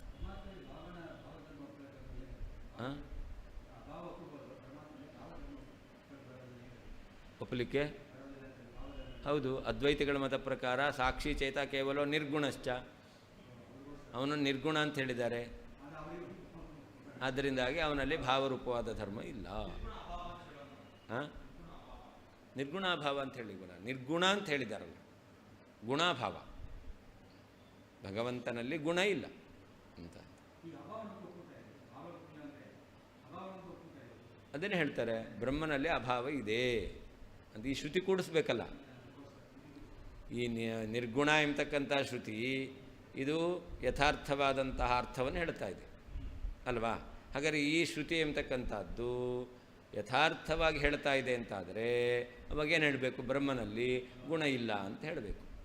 ಅಂದರೆ ಅಭಾವ, ಗುಣ ಇಲ್ಲ, ಗುಣಾಭಾವವನ್ನು ಹೇಳಬೇಕು. ಗುಣಾಭಾವನ ಒಪ್ಪಿದ್ರೇ ನಿರ್ಗುಣ ಅಂತ ಆಗುತ್ತೆ. ಒಂದು ವೇಳೆ ಗುಣಾಭಾವನ ಒಪ್ಪಲಿಲ್ಲ ಅಂತಾದರೆ ನಿರ್ಗುಣ ಎಂಬತಕ್ಕಂಥ ಶ್ರುತಿಗೆ ಅರ್ಥವೇ ಇಲ್ಲ ಅಂತ ಆಗುತ್ತೆ. ನಿರ್ಗುಣತ್ವ ಗುಣ ಬಂತಲ್ಲ, ಬ್ರಹ್ಮನನ್ನು ನಿರ್ಗುಣ ಅಂತ ಹೇಳಿದ್ರಿಂದ ನಿರ್ಗುಣತ್ವ ಬಂತಲ್ಲ. ಆ ನಿರ್ಗುಣತ್ವ ಅಂದರೆ ಏನು? ಗುಣಾಭಾವ. ಹಾಗಾದರೆ ಗುಣಾಭಾವ ಇದೆ. ಅಭಾವರೂಪವಾದ ಧರ್ಮ ಬ್ರಹ್ಮನಲ್ಲಿ ಹೇಳ್ಬೋದು, ಭಾವರೂಪವಾದ ಧರ್ಮ ಇಲ್ಲ. ಸರ್ವಜ್ಞತ್ವ, ಆನಂದತ್ವ ಇತ್ಯಾದಿ ಭಾವರೂಪದ ಧರ್ಮಗಳಿಲ್ಲ. ಅಂದರೆ ಆ ಶ್ರುತಿಗೆ ಪ್ರಾಮಾಣ್ಯ ಉಳಿಬೇಕು ಅಂತಾದರೆ ಅಭಾವರೂಪವಾದ ಧರ್ಮವನ್ನು ಬ್ರಹ್ಮನಲ್ಲಿ ಒಪ್ಪಬೇಕು ಅಂತ ಹೇಳ್ತಾರೆ. ಅನ್ಯೋನ್ಯಾಭಾವ ಅಂತಂದರೆ ಅದು ಇದಲ್ಲ, ಇದು ಅದಲ್ಲ. ಕರ್ಮವೂ ಗುಣ ಅಲ್ಲ, ಗುಣವೂ ಕರ್ಮ ಅಲ್ಲ. ಘಟವು ಪಟ ಅಲ್ಲ, ಪಟವು ಘಟ ಅಲ್ಲ. ನಮ್ಮದ ಪ್ರಕಾರ ಭೇದ ಅಂದರು ಅನ್ಯೋನ್ಯಾಭಾವ ಅಂದರು ಒಂದೇ ಅರ್ಥ. ನಮ್ಮದ ಪ್ರಕಾರ ಭೇದ ಅಂದರು ಅನ್ಯೋನ್ಯಾಭಾವ ಅಂದರು ಒಂದೇ ಅರ್ಥ. ಅವರು ಅಭಾವದಲ್ಲಿ ಪೃಥಕ್ತ್ವ ಒಪ್ಪಲ್ಲ, ಅಭಾವದಲ್ಲಿ ಅಭಾವವನ್ನು ಒಪ್ಪಲ್ಲ. ಅಭಾವದಲ್ಲಿ ಅಭಾವವನ್ನು ಒಪ್ಪಿಬಿಟ್ರೆ ಅನವಸ್ಥಾ ಬರುತ್ತೆ. ಅದಕ್ಕೋಸ್ಕರ ಎರಡು ಅಭಾವಗಳಿಗೆ ಭೇದ, ಮೂರನ್ನು ಒಪ್ತಾರೆ. ಅನ್ಯೋನ್ಯಾಭಾವ, ಪೃಥಕ್ತ್ವ ಮತ್ತು ಭೇದ ಅಂತ ಮೂರು. ಯಾಕೆ? ಅಭಾವದಲ್ಲಿ ಗುಣ ಇಲ್ಲ, ಅಂದರೆ ಪೃಥಕ್ತ್ವವನ್ನು ಹೇಳಲಿಕ್ಕೆ ಬರಲ್ಲ. ಅಭಾವದಲ್ಲಿ ಅನ್ಯೋನ್ಯಾಭಾವ ಅಭಾವವನ್ನು ಒಪ್ಪಿಬಿಟ್ರೆ ಅವಾಗ ಅನವಸ್ಥಾ ಬರುತ್ತೆ. ಹಾಗಾದರೆ ಘಟಾಭಾವ ಪಟಾಭಾವ ಬೇರೆ ಅಂತ ಹೇಳಬೇಕು. ಘಟಾಭಾವ ಪಟಾಭಾವ ಬೇರೆ ಅಂದರೆ ಏನರ್ಥ? ಅಲ್ಲಿ ಭೇದ. ಹಾಗಾದರೆ ಅಭಾವಗಳಿಗೆ ಭೇದ ಒಪ್ತಾರೆ, ದ್ರವ್ಯಗಳಲ್ಲಿ ಪೃಥಕ್ತ್ವವನ್ನು ಒಪ್ತಾರೆ, ಗುಣಕರ್ಮಾದಿಗಳಲ್ಲಿ ಅನ್ಯೋನ್ಯಾಭಾವವನ್ನು ಒಪ್ತಾರೆ. ಆದ್ದರಿಂದ ಮೂರು ಒಪ್ಪಬೇಕು. ಯಾಕೆ? ಒಂದರನ್ನೇ ಎಲ್ಲರಲ್ಲೂ ಹೇಳಲಿಕ್ಕೆ ಬರಲ್ಲ. ಈಗ ಪೃಥಕ್ತ್ವ ಎಂಬತಕ್ಕಂಥದ್ದು ಗುಣ, ಅದನ್ನು ಗುಣಕರ್ಮಗಳಲ್ಲಿ ಹೇಳಲಿಕ್ಕೆ ಬರಲ್ಲ. ಆದರೆ ಗುಣಗಳ ಕರ್ಮಗಳು ಬೇರೆ. ಹಾಗಾದರೆ ಗುಣಕರ್ಮಗಳು ಬೇರೆ ಅಂತ ಹೇಳೋದ್ರಿಂದ ಅಲ್ಲೇನು ಒಪ್ಪಬೇಕು? ಅನ್ಯೋನ್ಯಾಭಾವವನ್ನು ಒಪ್ಪಬೇಕು. ಸರಿ, ಅನ್ಯೋನ್ಯಾಭಾವನ್ನೇ ಒಂದನ್ನೇ ಇಟ್ಕೊಂಡು ಹೇಳೋಣ ಅಂತಂದರೆ ಅಭಾವದಲ್ಲಿ ಹೇಳಲಿಕ್ಕೆ ಬರಲ್ಲ. ಯಾಕೆ? ಅಭಾವದಲ್ಲಿ ಅಭಾವವನ್ನು ಒಪ್ಪಿಬಿಟ್ರೆ ಅನವಸ್ಥಾ ಬರುತ್ತೆ. ಅದರಿಂದಾಗಿ ಅಲ್ಲಿ ಪೃಥಕ್ತ್ವವನ್ನು ಒಪ್ಪಲಿಕ್ಕೆ ಬರಲ್ಲ, ಅನ್ಯೋನ್ಯಾಭಾವನ ಒಪ್ಪಲಿಕ್ಕೆ ಬರಲ್ಲ. ಅದಕ್ಕೋಸ್ಕರ ಏನು ಮಾಡಬೇಕು? ಭೇದ ಅಂತ ಒಪ್ಪಬೇಕು. ಹೀಗೆ ಪೃಥಕ್ತ್ವ, ಅನ್ಯೋನ್ಯಾಭಾವ, ಭೇದ ಅಂತ ಮೂರು ಅಂತ ಅವರು ಒಪ್ತಾರೆ. ಅವ್ರು ಒಪ್ಪಿದ್ದಾರೆ. ಪೃಥಕ್ತ್ವ, ಸಂಯೋಗ, ವಿಭಾಗ ಇದೆಲ್ಲವನ್ನು ಕೂಡ ಗುಣ ಅಂತ ಒಪ್ಪಿದ್ದಾರೆ. ಅನವಸ್ಥಾ ಅಂತಂದರೆ ಅದಕ್ಕೆ ಇಲ್ಲ, ಹೌದು. ನಮ್ಮಲ್ಲಿ ಪೃಥಕ್ತ್ವ ಅಂದರೆ ಭೇದ ಅಂತಲೇ ಅರ್ಥ. ಭೇದ ಪೃಥಕ್ತ್ವ ಅಂದರೂ ಅನ್ಯೋನ್ಯಾಭಾವ ಅಂದರೂ ಭೇದ ಅಂದರೂ ಒಂದೇ ಅರ್ಥ.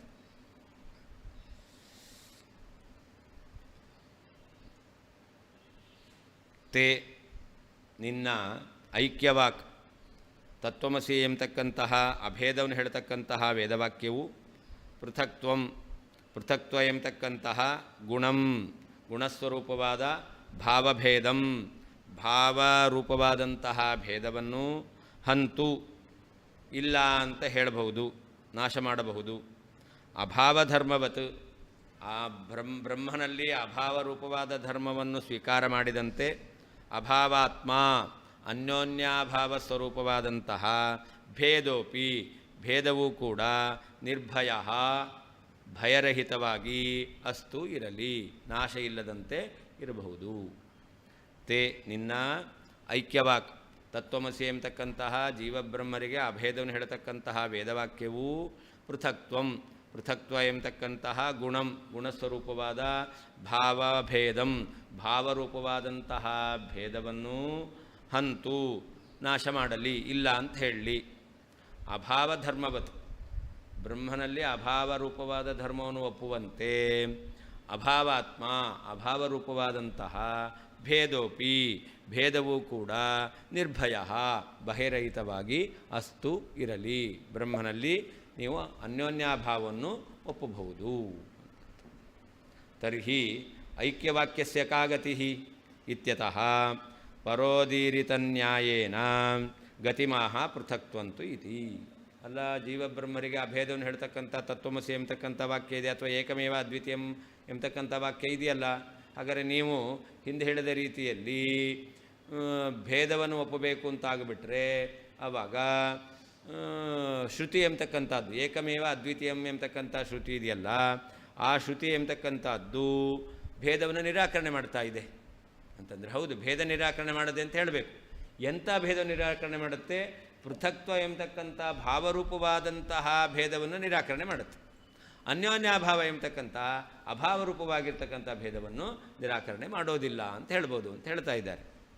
ತರ್ಹಿ ಐಕ್ಯವಾಕ್ಯಸ್ಯ ಕಾ ಗತಿಃ ಜೀವೇಶ್ವರಲ್ಲಿ ಅಭೇದವನ್ನು ಹೇಳ್ತಕ್ಕಂತಹ ಏಕಮೇವ ಅದ್ವಿತೀಯಂ ಬ್ರಹ್ಮ ಎಂಬತಕ್ಕಂಥ ವಾಕ್ಯಕ್ಕೆ ಏನು ಅರ್ಥ ಹೇಳ್ತೀರಾ ಅಂತಂದರೆ, ಹಾಗಾದ್ರೆ ಅದು ಏನನ್ನು ಹೇಳ್ತಾ ಇದೆ? ಭೇದವನ್ನು ನಿರಾಕರಣೆ ಮಾಡ್ತಾ ಇದೆ. ಆ ಭೇದವನ್ನು ನಿರಾಕರಣೆ ಮಾಡಿದ ಏನರ್ಥ ಅಂತಂದರೆ ಪರೋದಿರಿತ ನ್ಯಾಯೇನೈವ ಗತಿಮಾಹ, ಅವರು ಹೇಳುವಂಥ ರೀತಿಯಲ್ಲಿ ನಾವು ಅರ್ಥವನ್ನು ಹೇಳ್ತಾ ಇದ್ದೇವೆ. ಪೃಥಕ್ತ್ವಂತು ಇತಿ ತವ ಐಕ್ಯವಾಕ್. ಯಾವುದು ಐಕ್ಯವಾಕ್ ಅಂತಂದರೆ ಏಕಮೇವ ಅದ್ವಿತೀಯಂ ಇತಿ ಐಕ್ಯವಾಕ್. ಏಕಮೇವ ಅದ್ವಿತೀಯಂ ಬ್ರಹ್ಮ ಎಂಬತಕ್ಕಂತಹ ಒಬ್ಬನೇ ಬ್ರಹ್ಮ ಎಂಬುದಾಗಿ ಹೇಳ್ತಕ್ಕಂಥ ಅಭೇದವನ್ನು ಹೇಳ್ತಕ್ಕಂಥ ಶ್ರುತಿ, ಅದು ಭಾವಭೇದಂ ಅಂದರೆ ಭಾವರೂಪ ಭೇದಂ ಭಾವಸ್ವರೂಪವಾಗಿರ್ತಕ್ಕಂತಹ ಭೇದವನ್ನು ಹಂತು ಇಲ್ಲ ಅಂತ ಮಾಡಲಿ. ಅಭಾವಧರ್ಮವತ್ ನಿರ್ಗುಣವಾಕ್ಯೇನ ಬೋಧಿತ ಅಭಾವಧರ್ಮವತ್. ನಿರ್ಗುಣ ಅಂತಿದೆ, ನಿರ್ಗುಣ ಅನ್ಲಿಕ್ಕೇನರ್ಥ? ಅದರಲ್ಲಿ ಭಾವರೂಪವಾದಂಥ ಗುಣ ಇಲ್ಲ ಅಂತ ಅರ್ಥ. ಅಂದರೆ ಹೊರತು ಅವನಲ್ಲಿ ಅಭಾವರೂಪವಾದಂತಹ ಗುಣವೂ ಇಲ್ಲ ಅಂತ ಅರ್ಥ ಅಲ್ಲ. ಅಭಾವರೂಪವಾದ ಧರ್ಮ ಇದೆ ಅಂತ ಒಪ್ಪಿದ್ದಾರೆ. ಅದರಿಂದಾಗಿ ಅದೇ ಸರ್ವಜ್ಞತ್ವ ಎಂಬತಕ್ಕಂಥದ್ದು ಭಾವದ ರೂಪವಾದ ಧರ್ಮ, ಅಲ್ಪಜ್ಞತ್ವ ಅಭಾವ ಅನ್ನೋದು ಅಭಾವರೂಪವಾದ ಧರ್ಮ. ಬ್ರಹ್ಮನಲ್ಲಿ ಸರ್ವಜ್ಞತ್ವ ಇಲ್ಲ. ಹಾಗಾದರೆ ನಿರ್ಗುಣ ಎಂಬತಕ್ಕಂಥ ಶ್ರುತಿ ಏನು ಹೇಳುತ್ತೆ? ಸರ್ವಜ್ಞತ್ವ ರೂಪವಾದ ಭಾವರೂಪವಾದ ಧರ್ಮ ಇಲ್ಲ ಅಂತ ಹೇಳುತ್ತೆ. ಅದರೇನು ಹೇಳುತ್ತೆ? ಅಲ್ಪಜ್ಞತ್ವ ಅಭಾವ ಎಂಬತಕ್ಕಂತಹ ಅಭಾವರೂಪವಾದ ಧರ್ಮ ಇದೆ ಅಂತ ಹೇಳುತ್ತೆ. ಅದಕ್ಕೆ ಹೇಳ್ತಾ ಇರೋದು ನಿರ್ಗುಣವಾಕ್ಯೇನ ಸಾಕ್ಷೀಚೇತ ಕೇವಲ ನಿರ್ಗುಣಶ್ಚ ಎಂಬತಕ್ಕಂಥ ನಿರ್ಗುಣವಾಕ್ಯದಿಂದ ಅಭಾವಧರ್ಮವತ್. ಯಾವ ರೀತಿಯಲ್ಲಿ ನೀವು ಸರ್ವಜ್ಞತ್ವ ಅಭಾವ ಮೊದಲಾದ ಅಭಾವರೂಪವಾದ ಧರ್ಮವನ್ನು ಒಪ್ತೀರೋ, ಆ ನಿರ್ಗುಣವಾಕ್ಯದಿಂದ ಹೇಳಲ್ಪಟ್ಟಂತಹ ಅಭಾವಧರ್ಮವತ್ ಅಭಾವಾತ್ಮ ಅಂದರೆ ಬ್ರಹ್ಮನಲ್ಲಿ ಅನ್ಯೋನ್ಯಾಭಾವರೂಪವಾದ ಧರ್ಮವನ್ನು ಒಪ್ಪಬಹುದು. ಪೃಥಕ್ತ್ವ ರೂಪವಾದ ಧರ್ಮ ಭಾವರೂಪವಾದದ್ದು ಒಪ್ಪಲಿಕ್ಕೆ ಬರಲ್ಲ. ಅನ್ಯೋನ್ಯಾಭಾವ ಎಂಬತಕ್ಕಂಥ ಅಭಾವರೂಪವಾದದ್ದು ಅದನ್ನು ಒಪ್ಪಬಹುದು. ಅಸ್ತು ಹಾಂ ಹಾಂ ಅಲ್ಲ ಭಾವರೂಪ ಅದು. ಹಾಂ ಹಾಂ ಗುಣ ಹಾಂ ಹೌದು. ತಾರ್ಕಿಕರು ಭೇದ, ಅನ್ಯೋನ್ಯಾಭಾವ, ಪೃಥಕ್ತ್ವ ಅಂತ 3 ರೀತಿಯಾಗಿರ್ತಕ್ಕಂಥದ್ದನ್ನು ಒಪ್ಪಿದ್ದಾರೆ. 3 ಗುಣ ಅಲ್ಲ, ಪೃಥಕ್ತ್ವ ಮಾತ್ರ ಗುಣ. ಅದನ್ನೇ ಹೇಳಿದ್ದು, ಪುಸ್ತಕಂ ಪೃಥಕ್, ಘಟಃ ಪೃಥಕ್ ಅಂತ ಹೇಳಿಕ್ಕೆ ಬರುತ್ತೆ. ಯಾಕೆ? ಪುಸ್ತಕ ದ್ರವ್ಯ, ಅದರಲ್ಲಿ ಪೃಥಕ್ತ್ವ ಎಂಬತಕ್ಕಂತಹ ಧರ್ಮ ಇರೋದು, ಗುಣ ಇರೋದರಿಂದ ಪುಸ್ತಕಂ ಪೃಥಕ್ ಅಂತ ಹೇಳ್ಬೋದು. ಆದರೆ ಅಭಾವ ಪೃಥಕ್, ಗುಣ ಪೃಥಕ್, ಕರ್ಮ ಪೃಥಕ್ ಅಂತ ಹೇಳಿಕ್ಕೆ ಬರಲ್ಲ. ಯಾಕೆ? ಆ ಪೃಥಕ್ತ್ವ ಎಂಬತಕ್ಕಂಥದ್ದು ಗುಣ ಆದ್ದರಿಂದ ಕರ್ಮ ಗುಣಗಳಲ್ಲಿ ಪೃಥಕ್, ಅದು ದ್ರವ್ಯ ಅಲ್ಲ ಅದು. ಆದ್ದರಿಂದ ಅಲ್ಲಿ ಪೃಥಕ್ತ್ವ ಗುಣವನ್ನು ಒಪ್ಪಲಿಕ್ಕೆ ಬರಲ್ಲ. ಆದರೆ ನಾವು ವ್ಯವಹಾರ ಮಾಡ್ತೇವೆ, ಗುಣ ಬೇರೆ ಕರ್ಮ ಬೇರೆ ಅಂತ ಹೇಳ್ತೇವೆ. ಗುಣ ಬೇರೆ ಕರ್ಮ ಬೇರೆ ಅಂತ ವ್ಯವಹಾರ ಮಾಡಲಿಕ್ಕೆ ಯಾವುದು ಕಾರಣ? ಅನ್ಯೋನ್ಯಾಭಾವ. ಏನು? ಅದೇ 2 ಡಿಫ್ರೆಂಟ್ ಅಂತ, 2 ಡಿಫ್ರೆನ್ಸ್, ಅದೇ ಗುಣ. ಅದನ್ನು ಬೇರೆ ಬೇರೆ ಅದರಲ್ಲಿ ಪೃಥಕ್ ಒಂದು ಶಬ್ದದಿಂದ ಕರೆದಾಗ ಅದು ಗುಣ. ಅದನ್ನೇ ನೀವು ಅನ್ಯೋನ್ಯಾಭಾವ ಅಂತ ಕರೀತಾರೆ ಅಂತಂದರೆ ಗುಣ ಅಲ್ಲ, ಅದು ಅಭಾವ ರೂಪ. ಅದು ಭೇದ ಅಂತ ಕರಿತೀರ ಅಂತಂದರೆ ಅದು ಬೇರೆಯೇ, ಆಯಿತಾ? ಈ ರೀತಿಯಲ್ಲಿ ಅಲ್ಲ. ದ್ರವ್ಯದಲ್ಲಿ ಬರೋಂದ್ರೆ ದ್ರವ್ಯದಲ್ಲಿ ಇದೆ, ದ್ರವ್ಯದಲ್ಲಿ ಬರುತ್ತೆ, ದ್ರವ್ಯದಲ್ಲಿ ಸೇರುತ್ತೆ ಅಂತಲ್ಲ, ದ್ರವ್ಯದಲ್ಲಿ ಇದೆ. ಅದನ್ನು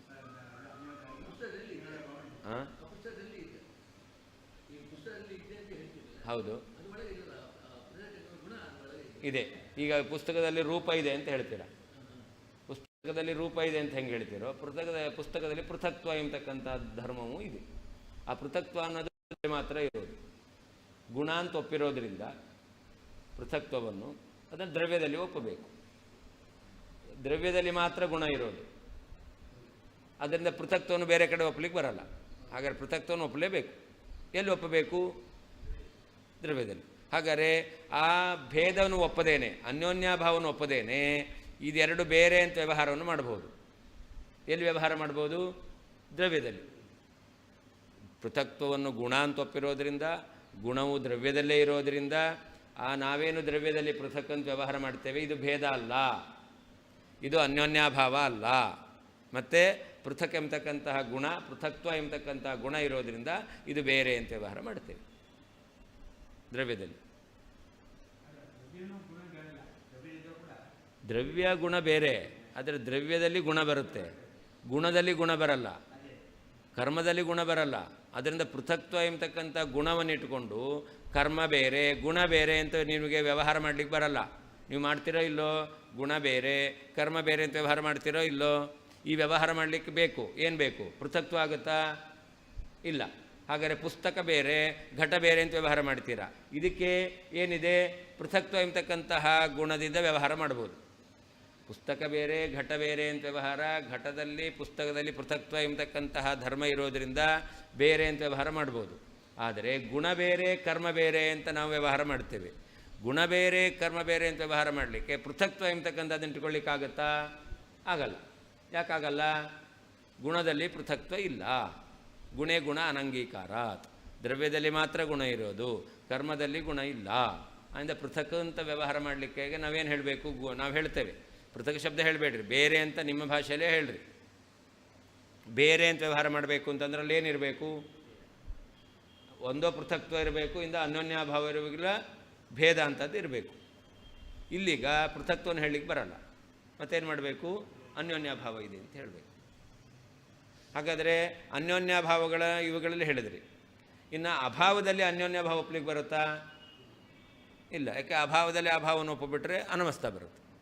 ಹಾಗಾದರೆ ಅಭಾವದಲ್ಲಿ ಪೃಥಕ್ತ್ವನೂ ಹೇಳಲಿಕ್ಕೆ ಬರಲ್ಲ, ಅನ್ಯೋನ್ಯಾಭಾವನೂ ಹೇಳಲಿಕ್ಕೆ ಬರಲ್ಲ. ಘಟಾಭಾವ ಬೇರೆ ಪಟಾಭಾವ ಬೇರೆ ಅಂತ ಹೇಳ್ತೀರ. ಘಟಾಭಾವ ಘಟ ಪ್ರತಿಯೋಗಿಕ, ಪಟಾಭಾವ ಪಟ ಪ್ರತಿಯೋಗಿಕ. ಆದ್ದರಿಂದಾಗಿ ಘಟಾಭಾವ ಬೇರೆ ಪಟಾಭಾವ ಬೇರೆ ಅಂತ ಹೇಳ್ತೀರ. ಹಾಗಾದರೆ ಅದನ್ನು ಬೇರೆ ಅಂತ ಹೆಂಗೆ ಕೂಡಿಸ್ಬೇಕು? ಭೇದವನ್ನು ಒಪ್ಪಬೇಕು. ಹೀಗೆ ಅವರು 3 ಒಪ್ತಾರೆ. ಅದರಲ್ಲಿ ಪೃಥಕ್ತ್ವ ಎಂಬತಕ್ಕಂಥದ್ದು ನಿರ್ಗುಣ ಎಂಬತಕ್ಕಂಥ ಶ್ರುತಿ ನಿರಾಕರಣೆ ಮಾಡುತ್ತೆ. ಮತ್ತು ಯಾವುದೇ ನಿರಾಕರಣೆ ಮಾಡಲ್ಲ? ಅಭಾವ ಧರ್ಮವನ್ನು ಒಪ್ಪುತ್ತೀರ್ಯಾ?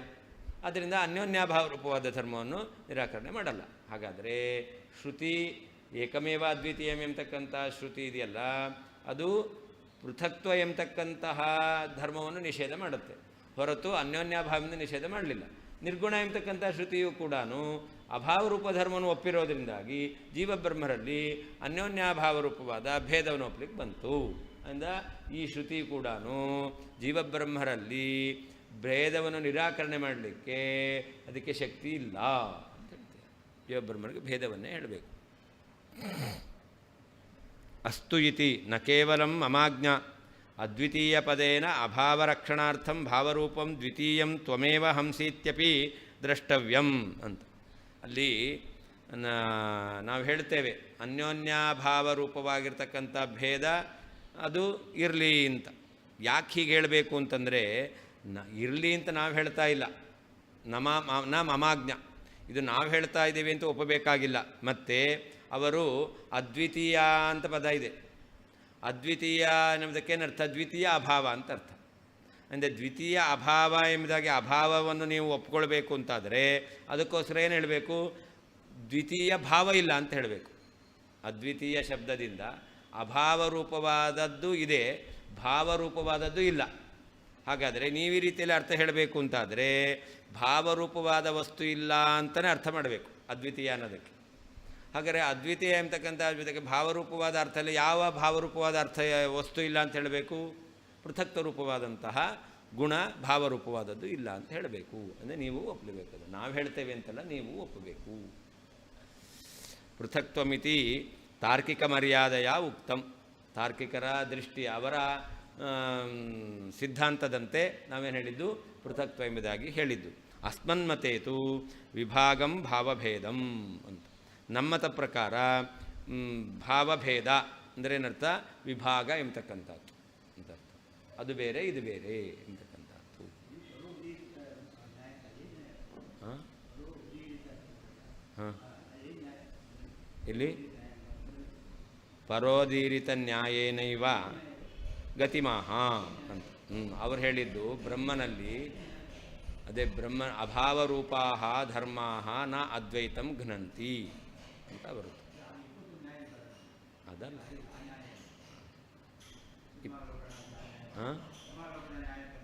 ಅದಲ್ಲ ಇದೆ ಅಭಾವರೂಪಾಹ ಧರ್ಮಾಹ ನ ಅದ್ವೈತಂ.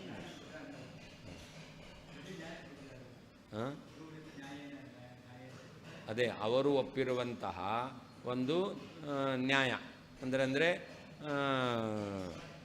ಉಪಾಯ ಅಂತಲೇ ಹೇಳ್ಬೋದು. ಅವರು ಒಪ್ಪಿರುವಂತಹ ಒಂದು ಕ್ರಮ, ಅದಕ್ಕೆ ಅನುಗುಣವಾಗಿ ಅದನ್ನು ಪರೋದೀರಿತ ನ್ಯಾಯ ಅಂತ ಹೇಳ್ತಾರೆ. ಹಾಂ, ಅವರ ಸಿದ್ಧಾಂತಕ್ಕೆ ಅನುಗುಣವಾದಂತಹ ಮಾತು, ಅದು ನ್ಯಾಯ. ಹಾಂ,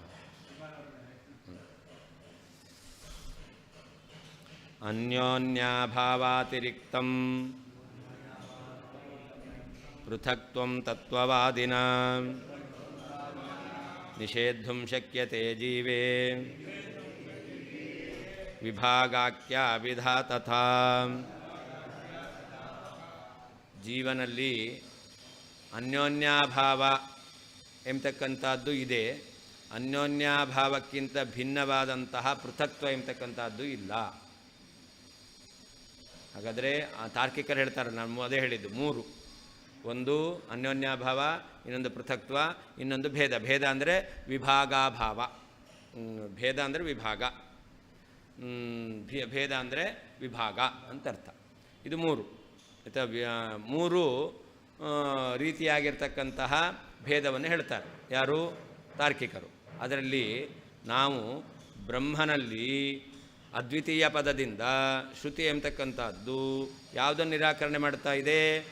ಪೃಥಕ್ತ್ವ ಎಂಬ ನಿರ್ಗುಣ ಎಂಬತಕ್ಕಂಥ ಶಬ್ದದಿಂದ ಶ್ರುತಿ ಎಂಬತಕ್ಕಂಥದ್ದು ಬ್ರಹ್ಮನಲ್ಲಿ ಗುಣ ಪೃಥಕ್ತ್ವ ಎಂಬತಕ್ಕಂಥದ್ದನ್ನು ನಿರಾಕರಣೆ ಮಾಡಲಿ ಅಂತ ನಾವು ಹೇಳ್ತೇವೆ. ಪೃಥಕ್ತ್ವಂ ತತ್ವವಾದಿನ ನಿಷೇಧುಂ ಶಕ್ಯತೆ. ನಾವು ಕೂಡ ಬ್ರಹ್ಮನಲ್ಲಿ ಪೃಥಕ್ತ್ವ ಎಂಬತಕ್ಕಂತಹ ಈ ಧರ್ಮ ಇಲ್ಲ ಅಂತ ನಾವು ಹೇಳ್ತೇವೆ. ಅಂದರೆ ಅವರ ಮತ, ಅವರೇನು ಮೂರು ಹೇಳಿದ್ದಾರೆ ಅದರಲ್ಲಿ ಪೃಥಕ್ತ್ವ ಇಲ್ಲ ಅಂತ ನಾವು ಹೇಳ್ತೇವೆ. ಹಾಗೆ ಇನ್ನೊಂದು ಭೇದ ಇಲ್ಲ ಅಂತ. ಭೇದ ಅಂದ್ರೇನು? ವಿಭಾಗ. ವಿಭಾಗ ಇಲ್ಲ ಅಂತ. ಯಾಕೆ ಅಂತಂದರೆ ಜೀವಬ್ರಹ್ಮರಲ್ಲಿ ವಿಭಾಗ ಇಲ್ಲ. ವಿಭಾಗ ಇಲ್ಲ ಅಂದರೆ ಏನರ್ಥ? ಒಂದನ್ನು ಬಿಟ್ಟು ಒಂದಿರೋದು ಅಂತ ಅರ್ಥ. ವಿಭಾಗ ಅಂತಂದರೆ ಏನರ್ಥ? ಒಂದನ್ನು ಬಿಟ್ಟು ಒಂದಿರೋದು. ಈಗ ಘಟವನ್ನು ಬಿಟ್ಟು ಪಟ ಇದೆ, ಪಟವನ್ನು ಬಿಟ್ಟು ಇದೆ, ಕರ್ಮವನ್ನು ಬಿಟ್ಟು ಗುಣ ಇದೆ, ಗುಣವನ್ನು ಬಿಟ್ಟು ಕರ್ಮ ಇದೆ. ಆದ್ದರಿಂದ ಇದನ್ನೇನಂತ ಕರೀತಾರೆ? ವಿಭಾಗ ಅಂತ ಕರೀತಾರೆ. ಆದರೆ ಜೀವನನ್ನು ಬಿಟ್ಟು ಪರಮಾತ್ಮ ಇಲ್ಲ.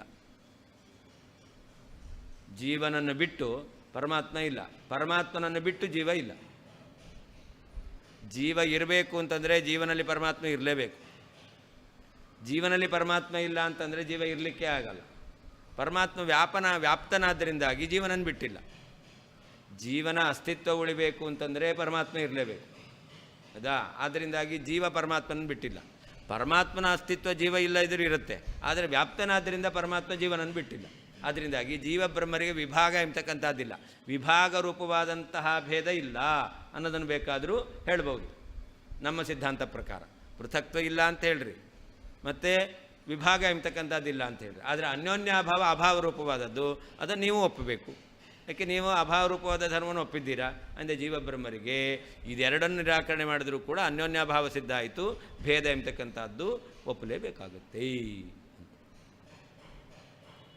ಅನ್ಯೋನ್ಯಾಭಾವಾತಿರಿಕ್ತಂ, ಅನ್ಯೋನ್ಯಾಭಾವಕ್ಕಿಂತ ಬೇರೆಯಾದ ಪೃಥಕ್ತ್ವಂ, ಪೃಥಕ್ತ್ವ ರೂಪವಾದ ಗುಣರೂಪವಾದಂತಹ ಭೇದವನ್ನು ನಿಷೇಧಂ, ನಿರಾಕರಣೆ ಮಾಡಲು ತತ್ವವಾದಿನ, ತತ್ವವಾದಿಯಾದ ನಮ್ಮಿಂದ ಶಕ್ಯತೆ, ಸಾಧ್ಯವಾಗುತ್ತದೆ. ತಥಾ, ಹಾಗೆಯೇ ವಿಭಾಗಾಖ್ಯ, ವಿಭಾಗ ಎಂಬತಕ್ಕಂತಹ ಭಿದ, ಭೇದವೂ ಕೂಡ ನಿಷೇಧಂ, ನಿರಾಕರಣೆ ಮಾಡಲು ಶಕ್ಯತೆ, ಸಾಧ್ಯವಾಗುತ್ತದೆ. ಅನ್ಯೋನ್ಯಾಭಾವಾತಿರಿಕ್ತಂ, ಅನ್ಯೋನ್ಯಾಭಾವಕ್ಕಿಂತ ಬೇರೆಯಾದ ಪೃಥಕ್ತ್ವಂ, ಪೃಥಕ್ತ್ವ ಎಂಬತಕ್ಕಂತಹ ಗುಣರೂಪವಾದಂತಹ ಭೇದವನ್ನು ತತ್ವವಾದಿನ, ದ್ವೈತಿಗಳಿಂದ ನಿಷೇಧಂ, ನಿರಾಕರಣೆ ಮಾಡಲು ಶಕ್ಯತೆ, ಸಾಧ್ಯವಾಗುತ್ತದೆ. ತಥಾ, ಹಾಗೆಯೇ ವಿಭಾಗಾಖ್ಯ, ವಿಭಾಗ ಎಂಬತಕ್ಕಂತಹ ಭಿದ, ಭೇದವೂ ಕೂಡ ನಿಷೇಧಂ, ನಿರಾಕರಣೆ ಮಾಡಲು ಶಕ್ಯತೆ, ಸಾಧ್ಯವಾಗುತ್ತದೆ. ನನು ಭವನ್ಮತೆ ಪೃಥಕ್ತ್ವಾಂಗೀಕಾರಾತ್ ಕಥಂ ತನ್ನಿಷೇಧ ಇತ್ಯತಃ. ಅಲ್ಲ, ನೀವು ಜೀವಬ್ರಹ್ಮರಲ್ಲಿ ಪೃಥಕ್ತ್ವವನ್ನು ಒಪ್ಪಿದ್ದೀರಾ ಅಂದರೆ ಭೇದ, ಅಂದರೆ ಭೇದವನ್ನು ಒಪ್ಪಿದ್ದೀರಾ, ಹೇಗೆ ನಿರಾಕರಣೆ ಮಾಡ್ತೀರಾ ಅಂತಂದರೆ ಅದಕ್ಕೆ ಅನ್ಯೋನ್ಯಾಭಾವ ಇತಿ. ಅನ್ಯೋನ್ಯಾಭಾವಾತಿರಿಕ್ತಂ ತಾರ್ಕಿಕೇಣ ಭಾವರೂಪ ಗುಣತಯ ಅಂಗೀಕೃತಂ ಅಂತ. ಅನ್ಯೋನ್ಯಾಭಾವಕ್ಕಿಂತ ಬೇರೆಯಾದ ಪೃಥಕ್ತ್ವವನ್ನು ತಾರ್ಕಿಕರು ಒಪ್ಪಿದ್ದಾರೆ. ನಮ್ಮ ಮತ ಪ್ರಕಾರ ಅನ್ಯೋನ್ಯಾಭಾವ ರೂಪವಾದದ್ದೇ ಪೃಥಕ್ತ್ವ. ನಮ್ಮ ಸಿದ್ಧಾಂತಕ್ಕೂ ತಾರ್ಕಿಕರ ಸಿದ್ಧಾಂತಕ್ಕೂ ಇಷ್ಟು ವ್ಯತ್ಯಾಸ. ನಮ್ಮಲ್ಲಿ ಪೃಥಕ್ತ್ವ ಅಂದರೂ ಅನ್ಯೋನ್ಯಾಭಾವ ಅಂದರೂ ಒಂದೇ. ಅನ್ಯೋನ್ಯಾಭಾವಾತಿರಿಕ್ತವಾದ ಪೃಥಕ್ತ್ವ ಇಲ್ಲ, ಪೃಥಕ್ತ್ವಾತಿರಿಕ್ತವಾದ ಅನ್ಯೋನ್ಯಾಭಾವ ಇಲ್ಲ. ಆದರೆ ಅವರ ಮತ ಪ್ರಕಾರ ಅನ್ಯೋನ್ಯಾಭಾವಾತಿರಿಕ್ತವಾಗಿರ್ತಕ್ಕಂಥ ಪೃಥಕ್ತ್ವ ಎಂಬತಕ್ಕಂಥದ್ದು ದ್ರವ್ಯ ಮಾತ್ರ ವೃತ್ತಿಯಾದದ್ದನ್ನು ಒಪ್ಪಿದ್ದಾರೆ, ಭಾವರೂಪವಾದದ್ದು. ಅಂದರೆ ಅನ್ಯೋನ್ಯಾಭಾವಾತಿರಿಕ್ತವಾದಂಥ ಯಾವ ಪೃಥಕ್ತ್ವ ಎಂಬತಕ್ಕಂಥದ್ದನ್ನು ತಾರ್ಕಿಕರು ಒಪ್ಪಿದ್ದಾರೆ, ಅದನ್ನು ನಾವು ನಿರಾಕರಣೆ ಮಾಡ್ತೇವೆ. ಅಂದ ನಿರ್ಗುಣ ಎಂಬತಕ್ಕಂತಹ ಶ್ರುತಿ ಗುಣ ಇಲ್ಲ, ಯಾವುದಿಲ್ಲ, ಪೃಥಕ್ತ್ವ ಎಂಬತಕ್ಕಂಥ ಗುಣ ಇಲ್ಲ ಅಂತ ಹೇಳುತ್ತೆ. ಆದರೆ ನೀವು ಪೃಥಕ್ತ್ವ ಒಪ್ಪಿದಿರಲ್ಲ ಅಂತ ಹೇಳಬೇಕು. ಅವರು ಬ್ರಹ್ಮನಲ್ಲಿ ಪೃಥಕ್ತ್ವವನ್ನು ಒಪ್ಪಿದ್ದೀರಾ, ಆದರೆ ಪೃಥಕ್ತ್ವ ಇಲ್ಲ ಅಂತ ಹೆಂಗೆ ಹೇಳ್ತೀರಾ ಅಂದರೆ ತಾರ್ಕಿಕರು ಹೇಳಿರುವಂಥ ಪೃಥಕ್ತ್ವ ಇಲ್ಲ ಅಂತ ನಾವು ಹೇಳ್ತೇವೆ.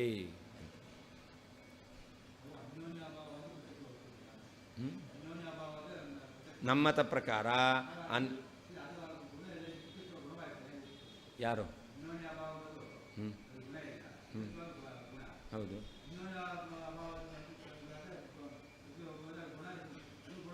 ನಮ್ಮತ ಪ್ರಕಾರ ಗುಣ ದ್ರವ್ಯಗಳಿಗೆ ಅಭೇದ. ನಮ್ಮತ ಪ್ರಕಾರ ದ್ರವ್ಯ ಗುಣಗಳಿಗೆ ಅಭೇದ. ಅದರಿಂದ ದ್ರವ್ಯ ಮತ್ತು ಗುಣ ಬೇರೆಯೇ ಅಲ್ಲ.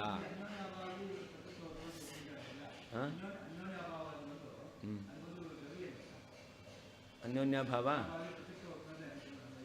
ಅನ್ಯೋನ್ಯಾಭಾವದಲ್ಲಿ ಪೃಥಕ್ತ್ವ ಒಪ್ತೇವೆ ಅಲ್ಲ. ಅನ್ಯೋನ್ಯಾಭಾವ ಅಂದರೆ ಪೃಥಕ್ತ್ವ ಅಂದರೆ ಒಂದೇ ಅಂತ ಹೇಳ್ತೇವೆ.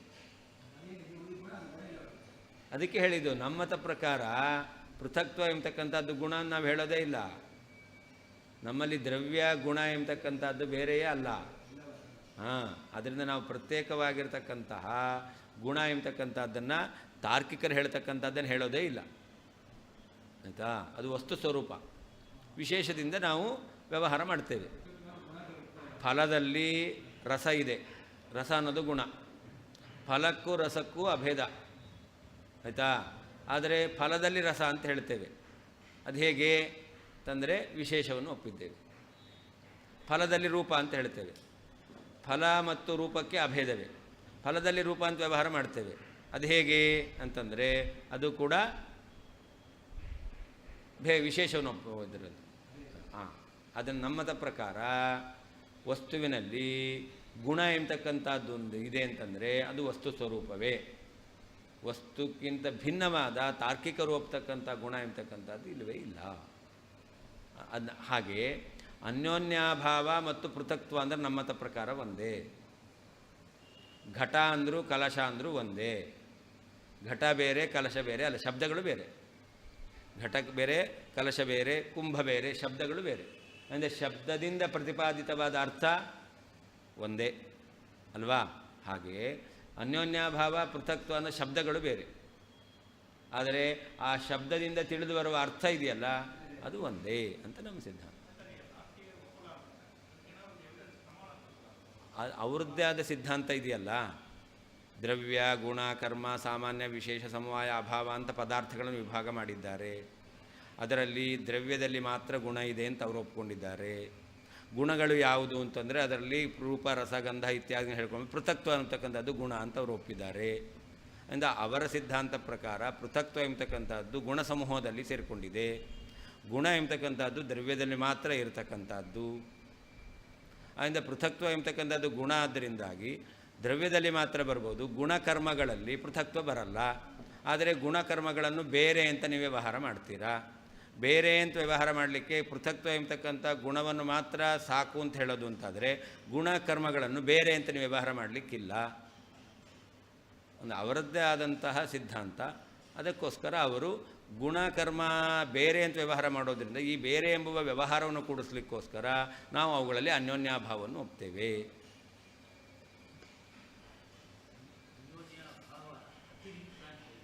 ಅದೇ ಬೇರೆ ಅನ್ಯೋನ್ಯ, ನಮ್ಮ ಮತ ಪ್ರಕಾರ ಅನ್ಯೋನ್ಯಾಭಾವಕ್ಕಿಂತ ಬೇರೆಯಾದ ಪೃಥಕ್ತ್ವ ಎಂಬತಕ್ಕಂಥದ್ದಿಲ್ಲ. ಅನ್ಯೋನ್ಯಾಭಾವ ಅಂದರೂ ಪೃಥಕ್ತ್ವ ಅಂದರೂ ಒಂದೇ. ಹೇಗೆ ಘಟ ಅಂದರೂ ಕಲಶ ಅಂದರೂ ಒಂದೇನೋ ಹಾಗೆ ಅನ್ಯೋನ್ಯಾಭಾವ ಅಂದರೂ ಪೃಥಕ್ತ್ವ ಅಂದರೂ ನಮ್ಮ ಮತ ಪ್ರಕಾರ ಒಂದೇ. ಅದರಲ್ಲಿ ಬೇರೆ ಅಲ್ಲ, ಬೇರೆ. ಅತಿರಿಕ್ತವಾದ ಪೃಥಕ್ತ್ವವನ್ನು ನಿಷೇಧ ಮಾಡ್ತೇವೆ, ನಿರಾಕರಣೆ ಮಾಡ್ತೇವೆ. ಯಾರು ಅವ್ರು ಹೇಳುವ ರೀತಿಯಲ್ಲಿ ನಾವು ಪದಾರ್ಥ ವಿಭಾಗ ಮಾಡಲ್ಲ. ನಾವು ಇಲ್ಲ ಅಂದರೆ ನಮ್ಮತ ಪ್ರಕಾರ ಈ ರೂಪರಸಾದಿಗಳೆಲ್ಲ ಅದು ದ್ರವ್ಯ ಸ್ವರೂಪ. ಅದು ಗುಣ ಅಂತಂದರೆ ಸತ್ವರಜಸ್ತಮೋ ಗುಣಗಳು ನಮ್ಮತ ಪ್ರಕಾರ.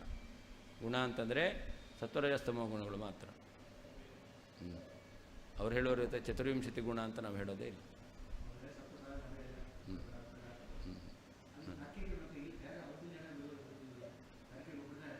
ಏನು ಒಪ್ತಾರೆ ಇನ್ನೂ ಕೆಲವರು. ಹೌದು. ಎಲ್ಲರೂ ಒಪ್ಪಲ್ಲ, ಕೆಲವರು ಒಪ್ಪಿದ್ದಾರೆ.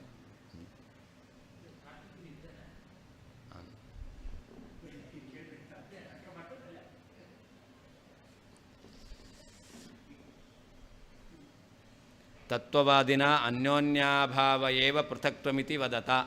ತತ್ವವಾದಿಗಳು ನಾವು ಏನು ಹೇಳ್ತೇವೆ? ಅನ್ಯೋನ್ಯಾಭಾವ ಏವ ಪೃಥಕ್ತ್ವ, ಅನ್ಯೋನ್ಯಾಭಾವವೇ ಪೃಥಕ್ತ್ವ ಎಂಬುದಾಗಿ ಹೇಳ್ತಕ್ಕಂಥವರು ನಿಷೇಧಂ ಶಕ್ಯತೆ. ಅನ್ಯೋನ್ಯಾಭಾವಕ್ಕಿಂತ ಬೇರೆಯಾದ ಪೃಥಕ್ತ್ವ ಇಲ್ಲ ಅಂತ ಹೇಳ್ತೇವೆ. ಅನ್ಯೋನ್ಯಾಭಾವವೇ ಪೃಥಕ್ತ್ವ ಆದ್ದರಿಂದ ಅನ್ಯೋನ್ಯಾಭಾವ ಸ್ವರೂಪವಾದ ಪೃಥಕ್ತ್ವ ನಿರಾಕರಣೆ ಮಾಡಲ್ಲ. ಅನ್ಯೋನ್ಯಾಭಾವ ಅತಿರಿಕ್ತವಾದ ಪೃಥಕ್ತ್ವವನ್ನು ಅವರು ಒಪ್ತಾರಲ್ಲ, ಅದನ್ನು ನಾವು ನಿರಾಕರಣೆ ಮಾಡ್ತೇವೆ. ಹಾಂ,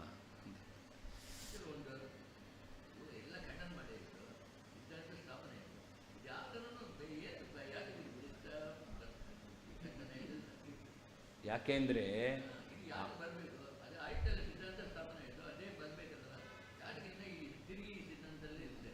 ಆದರೂ ಕೂಡ ಆ ವಾದಗಳಲ್ಲಿ ಅವರು ಅದನ್ನೇ ಮಂಡನೆ ಮಾಡ್ತಾರಲ್ವಾ.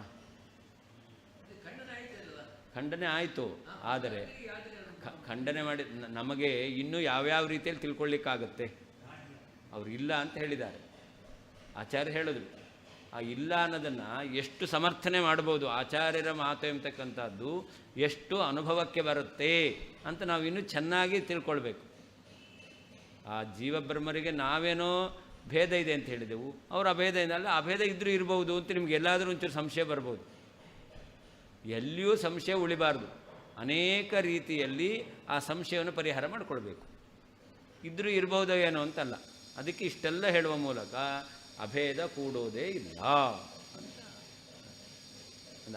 ಸಿದ್ಧ ಹೌದು, ಸಿದ್ಧಾಂತ ಹೌದು. ಆ ಸಿದ್ಧಾಂತ ಎಂಬತಕ್ಕಂಥದ್ದು ಯಾವ ರೀತಿಯಲ್ಲಿ ನಿರೂಪಣೆ ಮಾಡಲಿಕ್ಕಾಗುತ್ತೆ, ಪ್ರತಿಪಾದನೆ ಮಾಡಲಿಕ್ಕಾಗುತ್ತೆ, ಸಮರ್ಥನೆ ಮಾಡಲಿಕ್ಕಾಗತ್ತೆ, ಅದನ್ನು ಬೇರೆ ಬೇರೆ ರೀತಿಯಲ್ಲಿ ತೋರಿಸ್ತಾ ಇದ್ದಾರೆ. ಯಾಕೆ ನಮ್ಮ ಬುದ್ಧಿ ಎಂಬತಕ್ಕಂಥದ್ದು ಅಷ್ಟು ಚುರುಕಾಗಬೇಕು. ಯಾರಾದರೂ ನಮ್ಗೆ ಪ್ರಶ್ನೆ ಮಾಡಿದ್ರೆ ಈ ರೀತಿಯಾದಂತಹ ದೋಷಗಳಿದೆ ಅಂತ ಹೇಳಬೇಕು.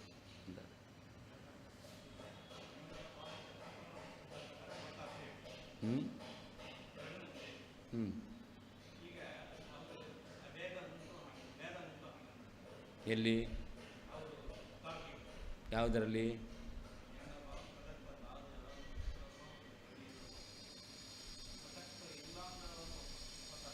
ಪೃಥಕ್ತ್ವ ಗುಣಕರ್ಮಗಳಲ್ಲಿ ಇಲ್ಲ.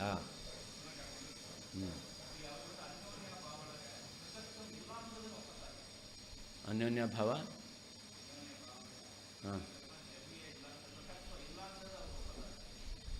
ಒಪ್ಪಲ್ಲ. ಪೃಥಕ್ತ್ವ ಇಲ್ಲ ಅಂತ ಹೇಳ್ತಾರೆ. ಪೃಥಕ್ತ್ವ ಇಲ್ಲ. ಅನ್ಯೋನ್ಯಾಭಾವ, ಘಟಾಭಾವ ಪಟಾಭಾವ, ಘಟಾಭಾವ ಪಟಾಭಾವಗಳಲ್ಲಿ ಅಥವಾ ಗುಣಕರ್ಮಗಳಲ್ಲಿ ಪೃಥಕ್ತ್ವ ಇಲ್ಲ ಅಂತ ಹೇಳ್ತಾರೆ ಅವರು. ನೋಡಿ, ನಿಮಗೆ ಪ್ರಶ್ನೆ ಬಂದಿರೋದು ಅನ್ಯೋನ್ಯಾಭಾವಾತಿರಿಕ್ತವಾದ ಪೃಥಕ್ತ್ವ ಯಾಕೆ ಅಂತ ಅಲ್ವಾ? ಅದಕ್ಕೆ ಹೇಳಿದ್ದು ಗುಣಕರ್ಮಗಳಲ್ಲಿ ಅನ್ಯೋನ್ಯಾಭಾವ ಇದೆ. ಗುಣಕರ್ಮಗಳಲ್ಲಿ ಅನ್ಯೋನ್ಯಾಭಾವ ಇದೆ, ಪೃಥಕ್ತ್ವ ಇಲ್ಲ. ಹಾಗಾದರೆ ಅನ್ಯೋನ್ಯಾಭಾವ ಪೃಥಕ್ತ್ವ ಒಂದೇ ಆಗಿಬಿಟ್ಟಿದ್ರೆ ಎಲ್ಲಿ ಅನ್ಯೋನ್ಯಾಭಾವ ಇರುತ್ತೆ ಅಲ್ಲಿ ಪೃಥಕ್ತ್ವ ಇರಬೇಕು. ಆಯಿತಾ? ತಾರ್ಕಿಕರ ಮತ ಪ್ರಕಾರ ಗುಣಕರ್ಮಗಳಲ್ಲಿ ಅನ್ಯೋನ್ಯಾಭಾವ ಇದೆ, ಗುಣಕರ್ಮಗಳಲ್ಲಿ ಪೃಥಕ್ತ್ವ ಇಲ್ಲ. ಹಾಗಾದರೆ ಒಂದಿದೆ ಒಂದಿಲ್ಲ ಅಂತಂದರೆ ಏನಾಗಬೇಕು? ಬೇರೆ ಬೇರೆ ಅಂತ ಆಗಬೇಕು. ಅನ್ಯೋನ್ಯಾಭಾವ ಬೇರೆ, ಪೃಥಕ್ತ್ವ ಬೇರೆ. ಚೈತ್ರ ಬೇರೆ, ಮೈತ್ರ ಬೇರೆ. ಆದ್ದರಿಂದ ಚೈತ್ರ ಇದ್ದಾನೆ, ಮೈತ್ರ ಇಲ್ಲ ಅಂತ ಹೇಳ್ಬೋದು.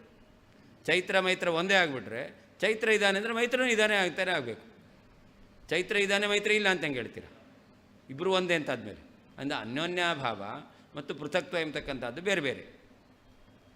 ಯಾಕೆ ಬೇರೆ ಬೇರೆ ಅಂತಂದರೆ ಒಂದಿದೆ ಒಂದಿಲ್ಲ ಅವ್ರು ಹೇಳೋದು. ಗುಣಕರ್ಮಗಳ ಅನ್ಯೋನ್ಯಾಭಾವ ಇದೆ, ಪೃಥಕ್ತ್ವ ಇಲ್ಲ. ಯಾಕಿಲ್ಲ ಅಂತ ಪ್ರಶ್ನೆ ಮಾಡಿದ್ರೆ ಅದಕ್ಕೆ ಹೇಳ್ತಾರೆ ಪೃಥಕ್ತ್ವ ಅನ್ನೋದು ಗುಣ. ಅವರು ಒಪ್ಪಿರೋದು ಪೃಥಕ್ತ್ವ ಅನ್ನೋದು ಗುಣ. ಗುಣ ಆದ್ದರಿಂದ ಗುಣಕರ್ಮಗಳಲ್ಲಿ ಗುಣ ಇಲ್ಲ, ಅಲ್ಲಿ ಪೃಥಕ್ತ್ವನ ಒಪ್ಪಲಿಕ್ಕೆ ಬರಲ್ಲ. ಅನ್ಯೋನ್ಯಾಭಾವ ಇದೆ, ಅನ್ಯೋನ್ಯಾಭಾವ ಇದ್ದು ಪೃಥಕ್ತ್ವ ಇಲ್ಲ. ಅದರಿಂದಾಗಿ ಒಂದು ಬಿಟ್ಟು ಒಂದು ಇರೋದರಿಂದಾಗಿ ಅದೆರಡು ಒಂದಾಗಲಿಕ್ಕೆ ಸಾಧ್ಯ ಇಲ್ಲ. ನಾವು ಹೇಳೋದು ಅನ್ಯೋನ್ಯಾಭಾವ ಪೃಥಕ್ತ್ವ ಅಂದರೆ ಒಂದೇ. ಯುಕ್ತಿಹೀನತೆಯ ಅಸ್ಮಾಭಿಃ ತ್ಯಕ್ತಂ ತತ್ ಪೃಥಕ್ತ್ವಂ ಅಂತ. ಯುಕ್ತಿ ಇಲ್ಲ, ಅನ್ಯೋನ್ಯಾಭಾವ ಅತಿರಿಕ್ತವಾದ ಪೃಥಕ್ತ್ವವನ್ನು ಒಪ್ಪಬೇಕು ಅಂತ ಹೇಳಲಿಕ್ಕೆ ಯಾವ ಯುಕ್ತಿಯೂ ಇಲ್ಲ ಅಂತ. ಅದಕ್ಕೆ ಬೇಕಾದಂತಹ ಸಹಕಾರಿ ಇಲ್ಲ ಅಂತ. ಅವರೇನು ಗುಣ ಅಂತ ಹೇಳಬೇಕು. ಪೃಥಕ್ತ್ವ ಅನ್ನೋದು ಗುಣ ಅಂತ. ಪೃಥಕ್ತ್ವ ಎಂಬತಕ್ಕಂಥದ್ದು ನೀವು ಹೇಳುವ ರೀತಿಯಲ್ಲಿ ಅದು ಗುಣವೇ ಅಲ್ಲ ಅಂಥೇಳಿ ನಾವು ಆ ಅನ್ಯೋನ್ಯಾಭಾವ ಅತಿರಿಕ್ತವಾಗಿರ್ತಕ್ಕಂಥ ಪೃಥಕ್ತ್ವ ಇದೆ ಅನ್ನೋದನ್ನು ನಾವು ಒಪ್ಪಿಲ್ಲ, ಅದನ್ನು ತ್ಯಕ್ತಂ, ಅದನ್ನು ನಿರಾಕರಣೆ ಮಾಡಿದ್ದೇವೆ. ಅಸ್ಮನ್ಮತಸ್ಯ ಶ್ರೌತತ್ವ ಸಂಪಾದನಾಯ, ನಮ್ಮ ಸಿದ್ಧಾಂತ ಇದೆಯಲ್ಲ ಅದು ಶ್ರುತಿಯಿಂದ ಪ್ರತಿಪಾದಿತವಾಗಿರ್ತಕ್ಕಂಥದ್ದು ಅಂತ ತವ ಐಕ್ಯಶ್ರುತಿರಪಿ ನಿಷೇಧತು ಇತಿ ಭಾವ. ಅದರಿಂದ ನೀವು ಹೇಳ್ತಕ್ಕಂಥ ಏಕಮೇವ ಅದ್ವಿತೀಯಂ ಎಂಬತಕ್ಕಂತಹ ಶ್ರುತಿ ಇದೆಯಲ್ಲ, ಈ ಶ್ರುತಿಗೆ ಅರ್ಥ ಹೇಳಬೇಕು. ಅದೇನು ಹೇಳುತ್ತೆ? ನಮ್ಮ ಮತ ಭೇದ ಮತ ಅದು ಶ್ರುತಿಯಿಂದ ಪ್ರತಿಪಾದಿತವಾದದ್ದು, ಅದನ್ನು ರಕ್ಷಣೆ ಮಾಡಬೇಕು ಅಂತ ನೀನು ಹೇಳುವಂತಹ ಯಾವ ಐಕ್ಯಶ್ರುತಿ ಏಕಮೇವ ಅದ್ವಿತೀಯಂ ಶ್ರುತಿ ಅದೇನು ಹೇಳುತ್ತೆ? ಅದ್ವಿತೀಯ ಅಂತ ಹೇಳ್ತಾ ಇದೆ. ದ್ವಿತೀಯ ಇಲ್ಲ, ಎರಡನೇದಿಲ್ಲ ಅಂದರೆ ಭಿನ್ನವಾದದ್ದಿಲ್ಲ ಅಂತ ಹೇಳಬೇಕು. ಭಿನ್ನ ಅಂದರೆ ಯಾವುದಲ್ಲಿ ಪೃಥಕ್ತ್ವ ಎಂಬತಕ್ಕಂಥದ್ದನ್ನು ನಿಷೇಧ ಮಾಡುತ್ತೆ, ಮತ್ತು ಅನ್ಯೋನ್ಯಾಭಾವ ಎಂಬತಕ್ಕಂಥದ್ದನ್ನು ನಿಷೇಧ ಮಾಡಲ್ಲ. ಆದ್ದರಿಂದ ಅನ್ಯೋನ್ಯಾಭಾವ ಇದೆ, ಪೃಥಕ್ತ್ವ ಇಲ್ಲ. ಅನ್ಯೋನ್ಯಾಭಾವಾತಿರಿಕ್ತವಾದ ಪೃಥಕ್ತ್ವವನ್ನು ತಾರ್ಕಿಕರು ಹೇಳಿದ್ದಾರೆ, ಅದನ್ನು ನಿಷೇಧ ಮಾಡುತ್ತಷ್ಟೇ ಹೊರತು ಅನ್ಯೋನ್ಯಾಭಾವ ನಿಷೇಧ ಮಾಡ್ತಾ ಇಲ್ಲ. ಅನ್ಯೋನ್ಯಭಾವ ಇದ್ದೇ ಇದೆ ಅಂದರೆ ನಮ್ಮ ಮತ ಭೇದ ಎಂಬತಕ್ಕಂಥದ್ದು ಇದೆ ಅನ್ನೋದು ಸಿದ್ಧವಾಗುತ್ತೆ ನಮ್ಮ ಮತ ಪ್ರಕಾರ. ಇಲ್ಲ. ಹಾಂ,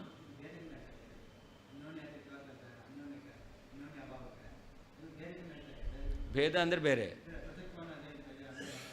ಅನ್ಯೋನ್ಯಾಭಾವಾತಿರಿಕ್ತವಾದ ಪೃಥಕ್ತ್ವಾತಿರಿಕ್ತವಾದ ಅನ್ಯೋನ್ಯಾಭಾವಾತಿರಿಕ್ತವಾದ ಭೇದ, ಇದನ್ನೆಲ್ಲ ಒಪ್ಪಿದ್ದಾರೆ. ಹಾಂ, ಭೇದ. ಈಗ ಘಟಾಭಾವ ಪಟಾಭಾವಗಳಿಗೆ ಅನ್ಯೋನ್ಯಾಭಾವವೂ ಅಲ್ಲ, ಪೃಥಕ್ತ್ವವೂ ಅಲ್ಲ, ಭೇದ ಅಂತ ಅವ್ರು ಹೇಳ್ತಾರೆ. ಹಾಂ, ಅದೇ ಘಟಾಭಾವ ಬೇರೆ ಪಟಾಭಾವ ಬೇರೆ ಅಂತ ಹೇಳ್ತೀರೋ ಇಲ್ಲೋ ಅಲ್ವಾ? ಹಾಂ, ಘಟಾಭಾವ ಪಟಾಭಾವ ಬೇರೆ ಅಂತ ಹೇಳಿದ ಮೇಲೆ ಇದರಲ್ಲಿ ಪೃಥಕ್ತ್ವ ಹೇಳಿಕ್ಕೆ ಬರುತ್ತಾ? ಅನ್ಯೋನ್ಯ ಭಾವ ಹೇಳಿಕ್ಕೆ ಬರಲ್ಲ. ಯಾಕೆ? ಅಭಾವವೇ ಆದ್ದರಿಂದ ಅಭಾವದಲ್ಲಿ ಅಭಾವ ಒಪ್ಪಿಬಿಟ್ರೆ ಅನವಸ್ಥ ಬರುತ್ತೆ. ಮತ್ತು ಪೃಥಕ್ತ್ವ ಗುಣ, ಅಭಾವದಲ್ಲಿ ಗುಣ ಇಲ್ಲ, ಭೇದವನ್ನು ಹೇಳಬೇಕು.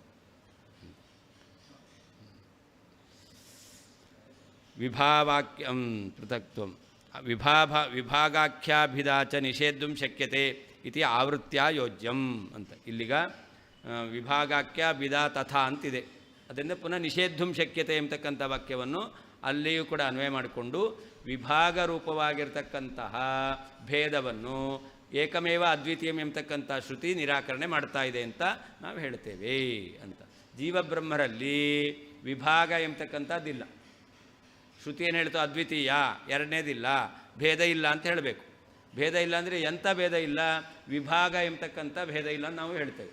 ಯಾಕೆ? ಜೀವಬ್ರಹ್ಮರಿಗೆ ವಿಭಾಗ ಇಲ್ಲ ಅಂದರೆ ಏನರ್ಥ? ಜೀವಬ್ರಹ್ಮರು ಜೀವನನ್ನು ಬಿಟ್ಟು ಬ್ರಹ್ಮ ಇರ್ತಾನೆ ಅಂತ ಇಲ್ಲವೇ ಇಲ್ಲ.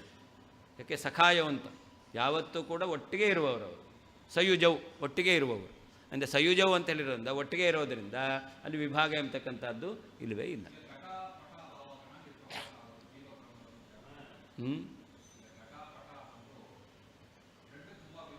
ಹಾಂ, ಹೌದು. ವಿಭಾಗ ಎಂಬತಕ್ಕಂಥದ್ದಿಲ್ಲ. ಹಾಂ, ಘಟವನ್ನು ಬಿಟ್ಟು ಪಟ ಇರುತ್ತೆ, ಪಟವನ್ನು ಬಿಟ್ಟು ಘಟ ಇರುತ್ತೆ, ಅದರಿಂದ ಅಲ್ಲಿ ವಿಭಾಗ ಇದೆ ಘಟಪಟಗಳಿಗೆ. ಆದರೆ ಜೀವಬ್ರಹ್ಮರಿಗೆ ವಿಭಾಗ ಇಲ್ಲ. ಯಾಕೆ? ಜೀವನನ್ನು ಬಿಟ್ಟು ಬ್ರಹ್ಮ ಇಲ್ಲ, ಬ್ರಹ್ಮನನ್ನು ಬಿಟ್ಟು ಇಲ್ಲ. ಹಾಂ, ನಮ್ಮತ ಪ್ರಕಾರ ವಿಭಾಗ ಅಂದರು ಭೇದ ಅಂದರು ಎಲ್ಲ ಒಂದೇ ಅರ್ಥ. ಹಾಂ, ಅವರು ಒಪ್ಪಿದಲ್ಲ ಅದಕ್ಕೆ. ಹಾಂ, ಅಂದರೆ ವಿಭಾಗ ರೂಪವಾಗಿರ್ತಕ್ಕಂಥ ಭೇದವನ್ನು ಕೂಡ ಇಲ್ಲ ಅಂತ ಹೇಳ್ತೇವೆ. ಅನ್ಯೋನ್ಯಾಭಾವ ರೂಪವಾದ ಭೇದ ಒಪ್ತೇವೆ, ಪೃಥಕ್ತ ರೂಪವಾದ ಭೇದ ಇಲ್ಲ ಅಂತ ಏಕಮೇವ ಅದ್ವಿತೀಯ ಎಂಬ ಶ್ರುತಿ ನಿಷೇಧ ಮಾಡುತ್ತೆ. ವಿಭಾಗ ರೂಪವಾಗಿರ್ತಕ್ಕಂತಹ ಭೇದ ಇಲ್ಲ ಅನ್ನೋದನ್ನು ಶ್ರುತಿ ಹೇಳುತ್ತೆ ಅಂತ. ಏನು ಮೂರು ರೀತಿಯಾದ ಭೇದವನ್ನು ಒಪ್ಪಿದ್ದಾರೋ ಅವರ ಮತ ಪ್ರಕಾರ ಎರಡನ್ನು ಈ ಶ್ರುತಿ ನಿಷೇಧ ಮಾಡುತ್ತೆ. ನಿಮ್ಮ ಮತ ಪ್ರಕಾರ ಭಾವರೂಪವಾದದ್ದು ಎರಡನೇದಿಲ್ಲ, ಅಭಾವ ರೂಪದದ್ದು ಇದ್ದೇ ಇದೆ, ಆದ್ದರಿಂದ ಅನ್ಯೋನ್ಯಾಭಾವ ರೂಪವಾದದ್ದು ಇದೆ. ಜೀವಬ್ರಹ್ಮರಿಗೆ ಅನ್ಯೋನ್ಯಾಭಾವ ಇರೋದರಿಂದ ಭೇದ ಸಿದ್ಧ ಆಗುತ್ತೆ, ಆ ಭೇದ ಸಿದ್ಧ ಆಗಲ್ಲ ಅಂತ ಹೇಳ್ತೀವಿ. ಭೇದ ನಿರಾಕರಣೆ ಮಾಡಿದ್ರೂ ಜೀವಬ್ರಹ್ಮರಿಗೆ ಭೇದ ಸಿದ್ಧ ಆಗುತ್ತೆ. ಯಾಕೆ? ಮೂರು ವಿಧವಾದ ಭೇದದಲ್ಲಿ ಎರಡು ರೀತಿಯಾದನ್ನು ಏಕಮೇವ ಅದ್ವಿತೀಯಂ ಎಂಬ ಶ್ರುತಿ ನಿರಾಕರಣೆ ಮಾಡುತ್ತೆ. ಇನ್ನು ಒಂದು ರೀತಿಯಾದದ್ದು ಅಭಾವ ರೂಪವಾದದ್ದು. ಅಭಾವ ರೂಪವಾದದ್ದನ್ನು ಅಂಗೀಕಾರ ಮಾಡಲಿಕ್ಕೆ ನಿಮ್ಮದೇನು ವಿರೋಧ ಇಲ್ಲ, ಆದ್ದರಿಂದ ಭೇದ ಸಿದ್ಧ ಆಗುತ್ತೆ. ಹೌದು. ಹಾಂ, ಹಾಂ, ಐಕ್ಯ ಯಾಕೆ? ಎರಡಿದೆ. ಹಾಂ,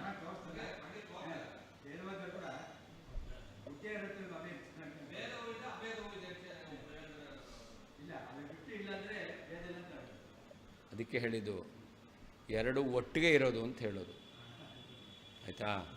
ಸಮಾನಂ ವೃಕ್ಷಂ ಅಂತ.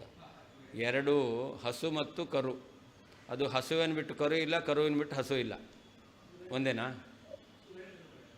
ಹಸು ಬೇರೆ, ಕರು ಬೇರೆ. ಹಾಂ, ಅಷ್ಟೇ. ಹಾಗೆ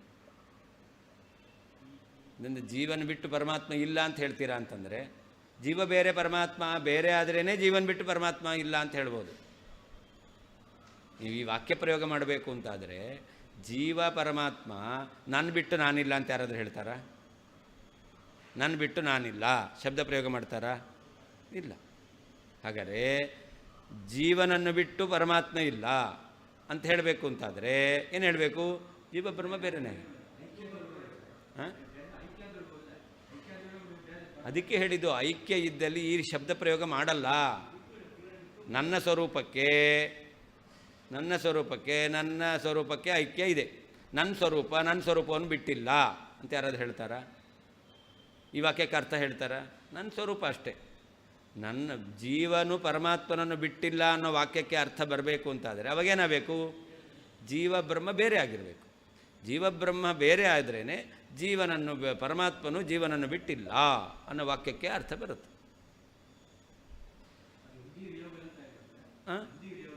ಇಲ್ಲ, ಹೌದು, ಅದೇ ಹೇಳಿದ್ದು. ಎರಡೂ ಒಟ್ಟಿಗೆ ಸೇರಿಕೊಂಡಿದೆ ಅಂತ ಮಾತ್ರಕ್ಕೆ ಒಂದೇ ಅಂತಲ್ಲ. ನಮ್ಮ ಸಿದ್ಧಾಂತ ಪ್ರಕಾರ ಪರಮಾಣು ಇದೆಯಲ್ಲ, ಪರಮಾಣುಗಳಿಗೂ ಅವಯವ ಇದೆ, ಆಯಿತಾ? ಆ ಅವಯವಗಳು ಬೇರೆನೋ ಒಂದೇನೋ? ಅವಯವಗಳು ಬೇರೆ. ಕೈ ಕಾಲು ಎಲ್ಲ ಇದೆಯಲ್ಲ, ಇದೆಲ್ಲ ಅವಯವಗಳು. ಇದೆಲ್ಲ ಒಂದೇನೋ ಬೇರೆನೋ? ಬೇರೆ ಅಲ್ವಾ? ಈ ಕೈ ಕಾಲುಗಳನ್ನೆಲ್ಲ ಬೇರೆ ಮಾಡಲಿಕ್ಕೆ ಬರುತ್ತೆ. ಕೈ ಕಾಲುಗಳನ್ನು ಬೇರೆ ಮಾಡಲಿಕ್ಕೆ ಬರುತ್ತೆ ಅಲ್ವಾ ಜೀವನಲ್ಲಿ. ಆದರೆ ಪರಮಾಣುವಿನಲ್ಲಿ ಇರುವಂಥ ಅವಯವಗಳಿದೆ, ಅವಯವಗಳನ್ನು ಬೇರೆ ಮಾಡಲಿಕ್ಕೆ ಬರಲ್ಲ, ಆಯಿತಾ? ಆದ್ದರಿಂದ ಅವಯವ ಇಲ್ಲ ಅಂತ ಹೇಳ್ತೀರಾ? ಅವಯವಗಳನ್ನು ಬೇರೆ ಮಾಡಲಿಕ್ಕೆ ಬರಲ್ಲ. ಹೇಗೆ ಜೀವ ಬ್ರಹ್ಮರು ಬೇರೆ ಇಲ್ಲವೋ, ಜೀವನನ್ನು ಬಿಟ್ಟು ಬ್ರಹ್ಮ ಇಲ್ಲವೋ, ಬ್ರಹ್ಮನನ್ನು ಬಿಟ್ಟು ಜೀವ ಇಲ್ಲವೋ, ಹಾಗೆ ಪರಮಾಣು ಎರಡು ಅವಯವಗಳಿದೆಯಲ್ಲ, ಪರಸ್ಪರ ಒಂದು ಅವಯವನ್ನು ಬಿಟ್ಟು ಇನ್ನೊಂದು ಅವಯವ ಇಲ್ಲ, ಒಂದು ಅವಯವನ್ನು ಬಿಟ್ಟು ಇನ್ನೊಂದು ಅವಯವ ಇಲ್ಲ. ಹಾಗಾದರೆ ಅದರ ಆ ಎಲ್ಲ ಅವಯವ ಒಂದೇ ಅಂತ ಹೇಳ್ತೀರಾ?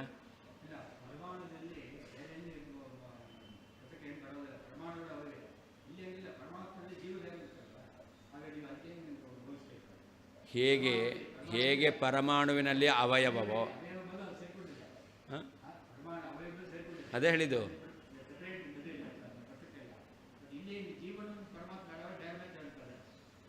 ಹಾಂ,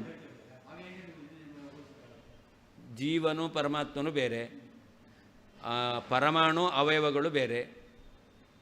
ಪರಮಾಣು ಅವಯವಿ, ಅದಕ್ಕೆ ಅವಯವಗಳು ಅಂತ. ಆ ಅವಯವಗಳು ಒಂದೊಂದು ಬೇರೆ ಬೇರೆ, ಒಂದೊಂದು ಅವಯವಗಳು ಕೂಡ ಬೇರೆ ಬೇರೆ.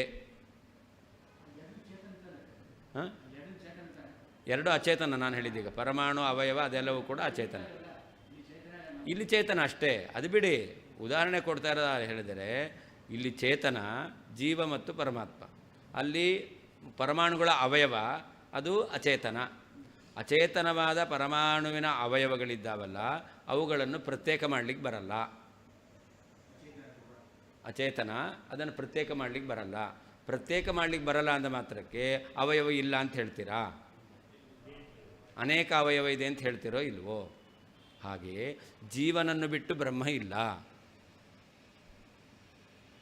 ಜೀವನನ್ನು ಬಿಟ್ಟು ಬ್ರಹ್ಮ ಇಲ್ಲ, ಅಥವಾ ಬ್ರಹ್ಮನನ್ನು ಬಿಟ್ಟು ಜೀವ ಇಲ್ಲ ಅಂದ ಮಾತ್ರಕ್ಕೆ ಇಬ್ಬರು ಒಂದೇ ಅಂತ ಹೇಳಬೇಕಾ? ಅವಯವಗಳನ್ನು ಬೇರೆ ಬೇರೆ ಮಾಡಲಿಕ್ಕೆ ಬರಲ್ಲ, ಒಟ್ಟಿಗೆ ಇರೋದು. ಆದ್ದರಿಂದ ಅವಯವಗಳು ಒಂದೇ ಅಂತ ಹೇಳ್ತೀರಾ? ಇಲ್ಲ. ಹಾಗೆ ಜೀವನನ್ನು ಬಿಟ್ಟು ಬ್ರಹ್ಮ ಇಲ್ಲ ಅಂತಂದ ಮಾತ್ರಕ್ಕೆ ಜೀವ ಬ್ರಹ್ಮ ಎಂಬತಕ್ಕಂಥದ್ದು ಒಂದೇ ಅಂತ ಹೇಳಿಕ್ಕೆ ಬರಲ್ಲ. ಆಕಾಶವನ್ನು ಬಿಟ್ಟು ಬೆಳಕಿಲ್ಲ, ಆ ಬೆಳಕೆಲ್ಲಿರಬೇಕು? ಆಕಾಶದಲ್ಲೇ ಇರಬೇಕು ಅಲ್ವಾ? ಹಾಗಾದರೆ ಆಕಾಶವನ್ನು ಬಿಟ್ಟು ಬೆಳಕಿಲ್ಲ. ಆಕಾಶ ಬೆಳಕು ಒಂದೇನಾ? ಹೌದಾನೆ? ಹಾಗೆ ಜೀವನನ್ನು ಬಿಟ್ಟು ಪರಮಾತ್ಮ ಇಲ್ಲ. ಇರಲಿ, ನಾನು ಹೇಳ್ತಾ ಉದಾಹರಣೆಯಲ್ಲಿ ಹಾಗೆ ಅಲ್ಲ, ನಾನು ಅದು ಅದರಂತೆ ಹೇಗೆ ಒಂದನ್ನು ಬಿಟ್ಟು ಒಂದಿಲ್ಲ ಅನ್ನೋದರ ಇದ್ದ ಮಾತ್ರಕ್ಕೆ ಅದು ಒಂದೇ ಅಲ್ಲವೋ? ಒಂದನ್ನು ಬಿಟ್ಟು ಒಂದಿಲ್ಲ ಅಂದ ಮಾತ್ರಕ್ಕೆ ಒಂದಲ್ಲ. ಆಕಾಶವನ್ನು ಬಿಟ್ಟು ಬೆಳಕಿಲ್ಲ, ಆಕಾಶವನ್ನು ಬಿಟ್ಟು ಗಾಳಿ ಇಲ್ಲ, ಆಕಾಶವನ್ನು ಬಿಟ್ಟು ಕಾಲ ಇಲ್ಲ, ಕಾಲವನ್ನು ಬಿಟ್ಟು ಆಕಾಶ ಇಲ್ಲ, ಕಾಲವನ್ನು ಬಿಟ್ಟು ಆಕಾಶ ಇಲ್ಲ, ಆಕಾಶವನ್ನು ಬಿಟ್ಟು ಕಾಲ ಇಲ್ಲ. ಹಾಗಾದರೆ ಕಾಲ ಆಕಾಶ ಒಂದೇನಾ? ಜಡ ಪದಾರ್ಥಗಳೇ ಆಗಲಿ, ಆ ಜಡ ಪದಾರ್ಥ ಒಂದು ಅಂತ ಹೇಳ್ತೀರಾ? ಅಲ್ಲ. ಹಾಗೆ ಚೇತನದಲ್ಲಿಯೂ ಕೂಡ ಜೀವನನ್ನು ಬಿಟ್ಟು ಪರಮಾತ್ಮ ಇಲ್ಲ, ಪರಮಾತ್ಮನ ಬಿಟ್ಟು ಜೀವ ಇಲ್ಲ. ಆದ್ದರಿಂದ ಅವರು ಒಂದೇ ಅಂತ. ಜಡ ಆಗಿರ್ಬೋದು, ಚೇತನ ಆಗಿರ್ಬೋದು. ಉದಾಹರಣೆ ನಹಿ ದೃಷ್ಟಾಂತೆ ಸರ್ವಸಾಮ್ಯಂ. ನಾವು ಉದಾಹರಣೆ ಕೊಡೋದು ಯಾಕೆ ಅಂದರೆ ಅದನ್ನು ಮನವರಿಕೆ ಮಾಡಿಕೊಳ್ಳಿಕ್ಕೆ. ಎಲ್ಲ ರೀತಿಯಾದ ಸಾಮ್ಯವೂ ಇರಬೇಕು ಅಂತಿಲ್ಲ.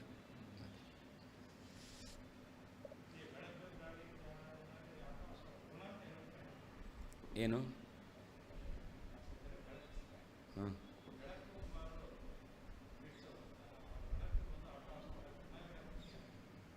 ಆಕಾಶ ಒಂದು ಬೇರೆ, ಬೆಳಕು ಅನ್ನೋದು ಬೇರೆ. ಅದು ಗುಣ ಅಲ್ಲ, ಆಯಿತಾ? ಆ ಬೆಳಕು ಅನ್ನೋದು ನಾವು ದ್ರವ್ಯನೇ. ಹಾಂ. ಬಿಂಬ ಪ್ರತಿಬಿಂಬತೆಯ ಸದಾ ಅವಿಭಕ್ತಯೋ ತನ್ನಿಷೇಧಸ್ಯ ನ್ಯಾಯತ್ವಾತ್. ಜೀವ ಪರಮಾತ್ಮರಿಗೆ ಬಿಂಬ ಪ್ರತಿಬಿಂಬ ಭಾವ ಇದೆ.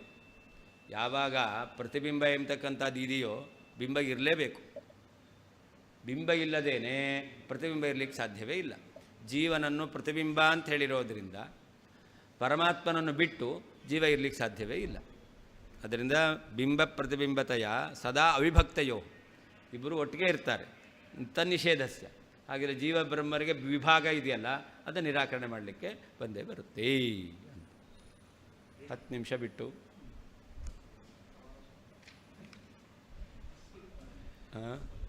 ಸ್ವಲ್ಪ ಕಷ್ಟವಾದ ವಿಷಯ.